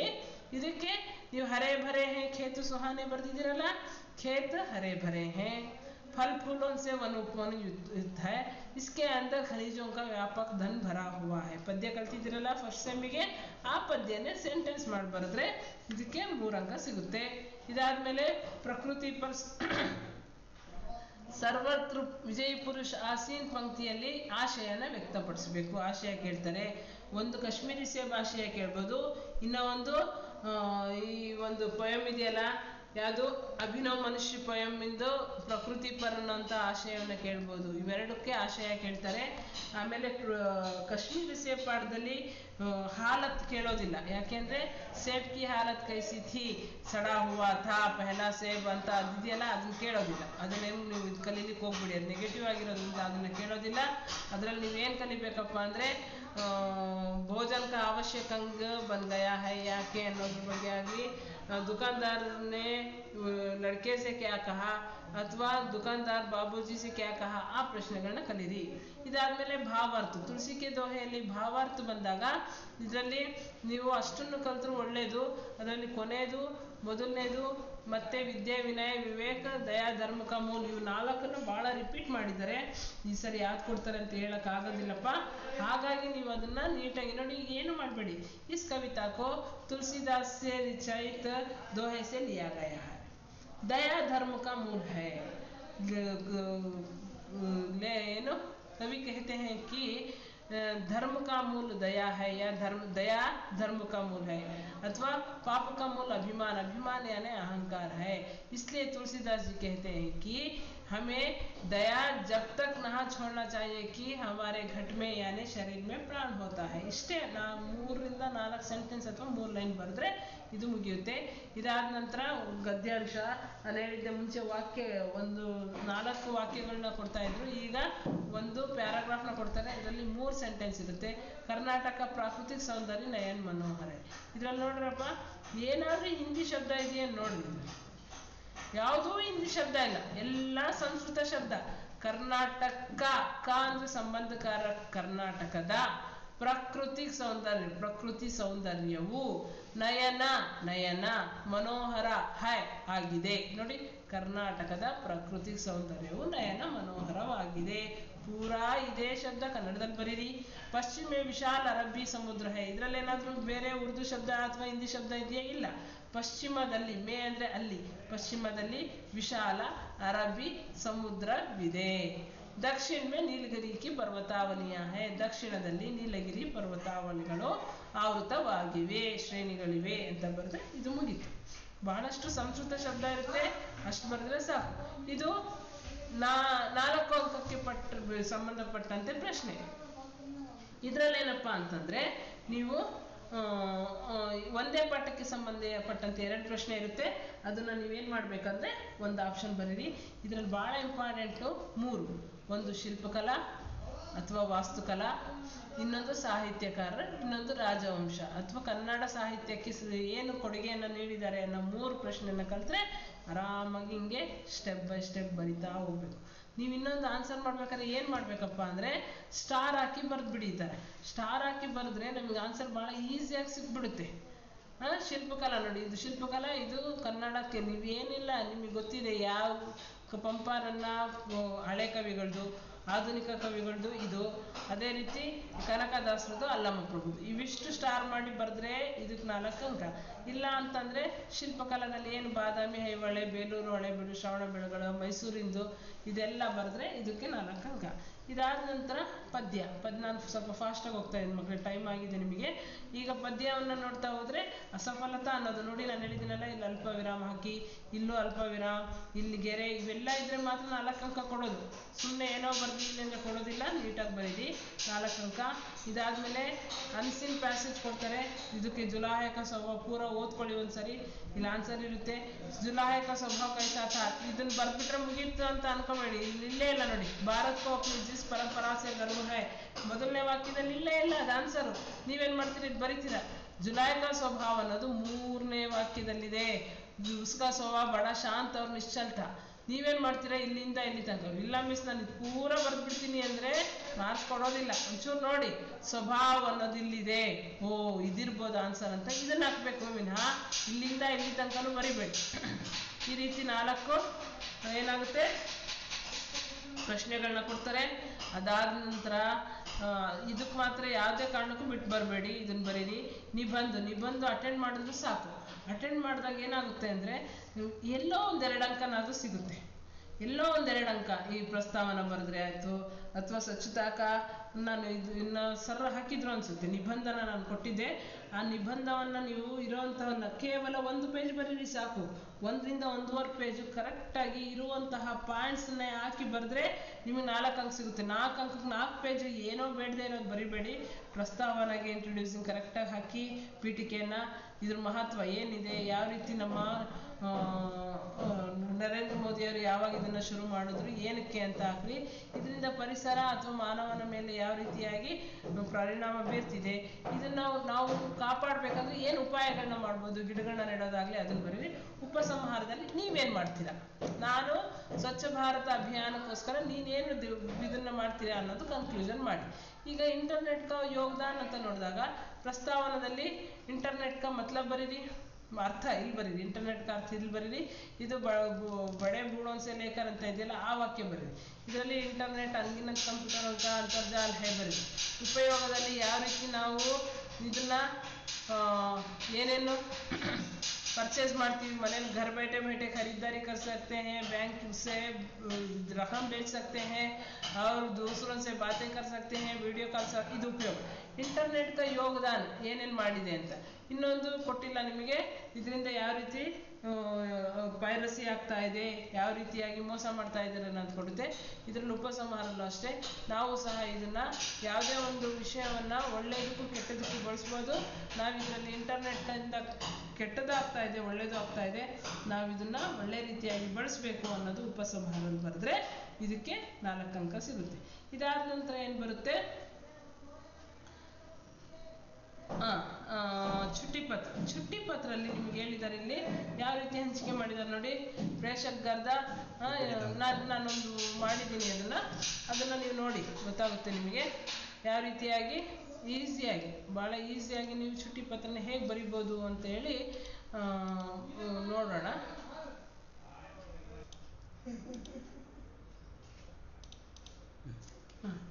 ನೋಡಿ ಚುಟ್ಟಿ ಪತ್ರ ನೋಡ್ತಾ ಹೋದ್ರೆ ಫಸ್ಟ್ ನಾವೇನು ಬರಿಬೇಕು ಚುಟ್ಟಿ ಪತ್ರದಲ್ಲಿ, ಇದು 5 ಅಂಕಕ್ಕೆ ಸಂಬಂಧಪಟ್ಟಂತೆ ಇರುತ್ತೆ.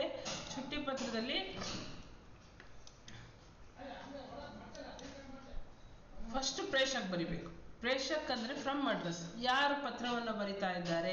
ನಿಮಗೆ ಹೆಸರು ಬರಿಬೇಕು ಅಂದ್ರೆ ಹೆಸರು ಬರೀರಿ, ಹೆಸರು ಬರೀದ್ರೆ ಒಳ್ಳೇದೇ. ಆಬಾಕ XYZ ಏನಾದರೂ ಬರೀರಿ. 10वीं ಕಕ್ಷಾ ಸರ್ಕಾರಿ ಪ್ರೌಢಶಾಲಾ ಚಿತ್ರದುರ್ಗ ಅಂತ ಬರ್ದಿದ್ದೀನಿ ನಾನು. ನೀವು ಚಿತ್ರದುರ್ಗದಲ್ಲಿ ಇಲ್ಲಿ ರಾಖಿ ಮಾತ್ರ ಆಗ್ಬೇಕು, ಇಲ್ಲಿ ಊಕಿ ಮಾತ್ರ ಆಗ್ಬೇಕು, ಇಲ್ಲಿ ಅರಕ್ಕಿ ಮಾತ್ರ ಆಗ್ಬೇಕು ಅಂತ ಅಂದಾಗ ನೀವೇನು ಮಾಡಿ ಹಾಸನ್ ಅಂತ ಬರೀರಿ. ಹಾಸನ್ ಅಂತ ಬರೆದ್ರೆ ಅದರಲ್ಲಿ ಏನೂ ಇಲ್ಲ, ಹಾಕಿ ಮಾತ್ರ ಒಂದು ಬರೆದ್ರೆ ಸಾಕು. ಹಾಸನ್ನು, ಮೈಸೂರು ಇವೆಲ್ಲ ತುಂಬ ಈಸಿ. ಚಿತ್ರದುರ್ಗ ಸ್ವಲ್ಪ ಕಷ್ಟ ಆಗ್ಬೋದು, ನಿಮ್ಮ ಊರಿಗೆ ಬರೆದ್ರು ನೀವು ಪ್ರಾಕ್ಟೀಸ್ ಮಾಡಿದ್ರೆ ತುಂಬ ಒಳ್ಳೆಯದು. ಇದನ್ನ ಈ ರೀತಿಯಾಗಿ ಊರ ಹೆಸರು ಬಿಡಿ. ಇದನ್ನ ಬರೆದಿದ್ದಾದ ನಂತರ ಪ್ರೇಷಕ ಆದಮೇಲೆ ಫ್ರಮ್ ಅಡ್ರೆಸ್ ಆದಮೇಲೆ ಡೇಟು ಇರುತ್ತೆ. ಇಲ್ಲಿ ಡೇಟ್ ಆದ ನಂತರ ಏನು ಬರಿಬೇಕು, ಸೇವಾಮೆ ಟು ಅಡ್ರೆಸ್. ಯಾರಿಗೆ ಬರಿತೀರಾ, ನಿಮಗೆ ಕಕ್ಷಾಧ್ಯಾಪಕ ಕೊಟ್ಟಿದ್ರೆ ಕಕ್ಷಾಧ್ಯಾಪಕ ಬರೀರಿ. ಈ ಪ್ರಶ್ನೆ ಪತ್ರಿಕೆಯಲ್ಲಿ ಪ್ರಧಾನಾಧ್ಯಾಪಕ ಅಂತ ಇದೆ, ಪ್ರಧಾನಾಧ್ಯಾಪಕಿಗೆ ಬರಿಬೇಕು ಅಂತಂದ್ರೆ ನೀವೇನು ಮಾಡಬೇಕು, ಇಲ್ಲಿ ಪ್ರಧಾನಾಧ್ಯಾಪಕ ಸರ್ಕಾರಿ ಪ್ರೌಢಶಾಲಾ, ನೀವು ಯಾವ ಶಾಲೆ ಹೆಸರು ಇಲ್ಲಿ ಬರ್ದಿರ್ತೀರೋ ಇಲ್ಲೂ ಸಹ ಅದೇ ಶಾಲೆ ಹೆಸರು ಬರಿಬೇಕು. ನೀನು ಇಲ್ಲೊಂದು ಶಾಲೆ ಬರ್ಬಿಟ್ಟು ಇಲ್ಲೊಂದು ಶಾಲೆ ಬರೆದ್ರೆ ನೀವಿನ್ನು ಬೇರೆ ಶಾಲೆ ಹೆಡ್ ಮಾಸ್ಟರ್ ಚುಟ್ಟಿ ಪತ್ರ ಕೊಡೋದಿಲ್ಲ. ಹಾಗಾಗಿ ನೀನು ನಿನ್ನ ಫ್ರಮ್ ಅಡ್ರೆಸ್ಸಲ್ಲಿ ಪ್ರೇಷಕಲ್ಲಿ ಯಾವ ಅಡ್ರೆಸ್ನ ಬರ್ದಿರ್ತೀಯೋ ಕಕ್ಷಾಧ್ಯಾಪಕಗೂ ಅಡ್ರೆಸ್ ಬರಬೇಕು. ನಿಮ್ದು ಇಲ್ಲಿ ಕ್ಲಾಸ್ ಇರುತ್ತೆ, ಇಲ್ಲಿ ಯಾರು ಅಂತ ಬರ್ದಿರ್ತೀರ. ಇದು ಫ್ರಮ್ ಅಡ್ರೆಸ್ ಟು ಅಡ್ರೆಸ್ ಆಯಿತು ಆಫ್ ಮಾರ್ಕ್ಸಿಗೆ. ಇದರಲ್ಲಿ ನೋಡಿ ನಾನು ಹೇಳಿದ್ನಲ್ಲ ಅವಾಗ ಕಕ್ಷಾಧ್ಯಾಪಕ ಇತ್ತು, ಈಗ ಪ್ರಧಾನಾಧ್ಯಾಪಕ ಆಯಿತು. ಇದಾದ ನಂತರ ನೀವೇನು ಬರೀಬೇಕು, ಸಂಬೋಧನೆ ಬರಿಬೇಕು. ಸಂಬೋಧನೆಯಲ್ಲಿ ಮಾನ್ಯ ಮಹೋದಯ ಜಿ ಅಂತ ಬರಿಬೇಕು. ನನಗೆ ಇಷ್ಟೊಂದು ಬರೆಯೋಕ್ಕೆ ಬರಲ್ಲ, ಮಹೋದಯ ಜಿ ಅಷ್ಟೇ ಬರೆದ್ರು ಸಾಕು. ಇರಬೇಕು, ಇದು ಆಫ್ ಅಂಕ ಇದಕ್ಕೊಂದು.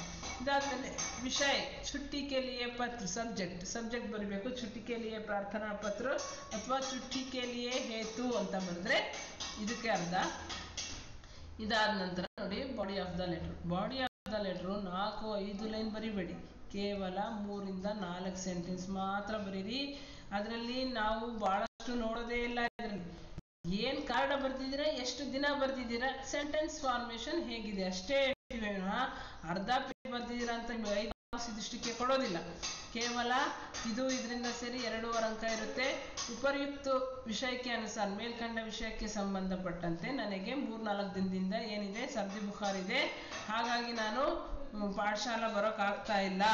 ಮುझೆ 3 ದಿನ ಕಿ ಇದು ಇರಬೇಕು 3 ದಿನ ಕಿ छुट्टी मांगते हुए ಅಂತ ಇದ್ರೆ 3 ದಿನ ಬರೀರಿ 2 ದಿನ ಅಂತ ಇದ್ರೆ 2 ದಿನ ಬರೀರಿ ದೇನೆ ಕಿ ಕೃಪಾ ಕರೆ ಇದಿಷ್ಟು ಬಾಡಿ ಆಫ್ ದ ಲೆಟರ್ ವಿಷಯ ಕಲೇವರ್ ಆಯ್ತು ಇದಾದ ನಂತರ ಏನು ಬರಬೇಕು ಸಾ ಧನ್ಯವಾದ ಮಧ್ಯದಲ್ಲಿ ಬರೀರಿ ಅಥವಾ ಧನ್ಯವಾದಕ್ಕೆ ಸಾತ್ ಅಂತ ಬರೀರಿ ಇದಾದ ನಂತರ ಏನು ಆಪ್ಕೆ ಆಜ್ಞಾಕಾರಿ ಛಾತ್ರ ಬರೀಬೇಕು ಆಪ್ಕೆ ಆಜ್ಞಾಕಾರಿ ತಮ್ಮ ಏನು ಏನು ಏನಂತೀವಿ ವಿಧೇಯ ವಿದ್ಯಾರ್ಥಿ ಅಂತ ಹೇಳ್ತೀವಿ ಆ ವಿಧೇಯ ವಿದ್ಯಾರ್ಥಿ ಬರೀರಿ ಅದರಲ್ಲಿ ಆಬಾಕ ಅಂತ ಬರೀರಿ ಆಮೇಲೆ ಯಾವ ಊರು ಡೇಟ್ ಇದಿಷ್ಟು ಏನಪ್ಪ ಅಂತಂದ್ರೆ ಒಂದು ಲೆಟರ್ ರೇಟಿಂಗ್ ಆಯ್ತು ಇದು ಕರೆಕ್ಟಾಗಿ ನೀವು ಫಾರ್ಮೆಟ್ ಪ್ರಕಾರ ಬರೆದ್ರೆ ಮಾತ್ರ ನಿಮಗೆ ಅಂಕ ಸಿಗುತ್ತೆ ಏನಿರಬೇಕು ಪ್ರೇಷಕ್ ಇರಬೇಕು ಅಥವಾ ಏನು ಟು ಅಡ್ರೆಸ್ ಇರಬೇಕು ಆಮೇಲೆ ಏನು ಸಂಬೋಧನೆ ಇರಬೇಕು ವಿಷಯ ಇರಬೇಕು ವಿಷಯಕ ಕಲೇವರು ಪತ್ರಿಕೆ ಸಮಾಪ್ತಿ ಹಸ್ತಾಕ್ಷರ ಪೂರ್ವ ಪದಾವಲಿ ಸ್ಥಾನ और ದಿನಾಂಕ ಇವಿಷ್ಟ ಆಯ್ತು ಇಲ್ಲಿ ಹುಡುಗ ಆಗಿದ್ರೆ ಸಕ್ತಾ ಬರಿತೀರಾ ಹುಡುಗಿ ಆಗಿದ್ರೆ ಸಕ್ತಿ ಬರಿತೀರಾ ಏನು ಚೇಂಜ್ ಮಾಡಬೇಡ ಸಕ್ತಾ ಇರೋದು ಸಕ್ತಿ ಆಗುತ್ತೆ ಆಜ್ಞಾಕಾರಿ ಛಾತ್ರ ಅಂತ ಇರೋದು ಹುಡುಗಿ ಆದ್ರೆ ಛಾತ್ರ ಅಂತ ಬರೀಬೇಕು ಛಾತ್ರ ಅಂದ್ರೆ ವಿದ್ಯಾರ್ಥಿ ಛಾತ್ರ ಅಂದ್ರೆ ವಿದ್ಯಾರ್ಥಿನಿ ನಿಮಗೆ ಅದು ಯಾರು ಹುಡುಗ ಹುಡುಗಿ ಅಂತ ನೋಡಲ್ಲ ಛಾತ್ರ ಅಂತ ನೀವು ಹುಡುಗಿಯಾಗಿನೂ ಬರೆದ್ರು ನಾವು ಅದಕ್ಕೂ ಮಾರ್ಕ್ಸ್ ಕೊಡ್ತೀವಿ ಇಲ್ಲಿ ಸಕ್ತಿ ಬರ್ಬಿಟ್ಟು ಸಕ್ತಾ ಬರಿಬೇಡಿ ಈ ರೀತಿಯಾಗಿ ಏನಾಗಿರುತ್ತೆ ಲೆಟರ್ ಈ ರೀತಿ ಸ್ಟೆಪ್ ಬೈ ಸ್ಟೆಪ್ ಕರೆಕ್ಟಾಗಿ ಈ ಬಾಕ್ಸು ಎಲ್ಲದನ್ನು ಒಂದೇ ಸೈಡ್ ಬರೀರಿ ಈಗ ಮೊದಲೇ ಈ ಕಡೆ ಬರೆಯೋದೆಲ್ಲ ಇತ್ತು ಈ ಡೇಟು ಸಹ ಈ ಕಡೆ ಹಾಕಿದ್ರು ಪರವಾಗಿಲ್ಲ ಬರಿಬೋದು ಇದಿಷ್ಟನ್ನು ಸಹ ಒಂದೇ ಲೈನಲ್ಲಿ ಬರೀ ಇದು ಮಧ್ಯದಲ್ಲಿ ಬರಲಿ ಇಲ್ಲಿ 5 ಸ್ಪೇಸ್ ಬಿಟ್ಟು ಲೆಟರ್ ಶುರು ಮಾಡಿ ಕೊನೆಯಲ್ಲಿ ಮತ್ತೆ ಇದೇ ಲೈನಿಂದ ಶುರು ಆಗುತ್ತೆ ಇದನ್ನು ಸೆಂಟ್ರಿಗೆ ಬರೀರಿ ಇಲ್ಲ ಮಿಸ್ ನಾನು ಕೊನೆಗೆ ಬರಿತೀನಿ ಅಂದ್ರೂ ಪರವಾಗಿಲ್ಲ ಎಲ್ಲವೂ ಈಗ ಒಂದೇ ಸೈಡ್ ಲೆಫ್ಟಲ್ಲಿ ಬರುತ್ತೆ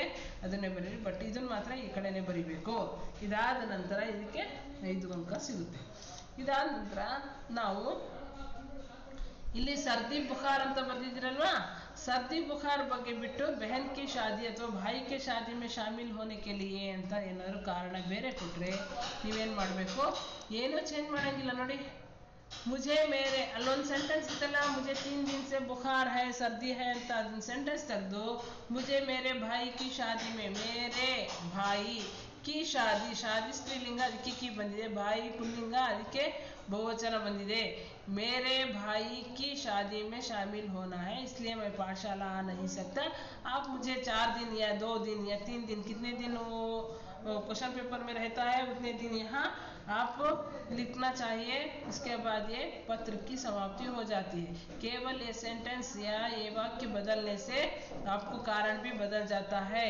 इसमें कोई बदलाव नहीं होता जो है प्रेषक वो ऐसे ही लिख सकते हैं कारण केवल जो कारण होता है उसको हम बदलना चाहिए इसके बाद ये भाई की शादी हो गई इतने में ये हो गए इसके बाद होता है अंक भार मैंने कहा ना इसमें ज़्यादा लिखने से क्या ज़्यादा अंक नहीं देते इसको जितना भी लिखो आधा अंक उसके बाद सेवा में उसको आधा अंक ये और ये दोनों मिला के क्या होता है 1 अंक हो जाता है और इसे मिला के 2.5 अंक ये दोनों को मिला के संबोधन के लिए आधा अंक और जो विषय और पत्र के कलेवर दोनों मिला के 2.5 अंक और ये जो धन्यवाद स्थान ये जो मिला के आधा अंक और आपके आज्ञाकारी को मिला के आधा अंक ये हो गया 5 जो अंक है छुट्टी पत्र के लिए अंक बार इसको हम आसानी से ले सकते हैं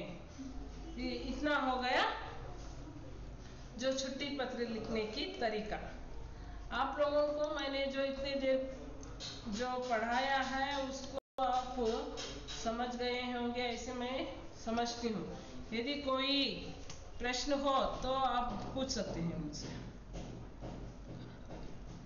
ಯಾರಿಗಾದ್ರೂ ಏನಾದರೂ ಪ್ರಶ್ನೆ ಕೇಳೋದಿದ್ರೆ ಕೇಳಿ ಏನಾದ್ರು ಡೌಟ್ಸ್ ಇದ್ರೆ ಕ್ಲಿಯರ್ ಮಾಡ್ಕೊಳ್ರಮ್ಮ ಮ್ಯಾಮ್ 2 ಮಾರ್ಕ್ಸ್ ಇಂದು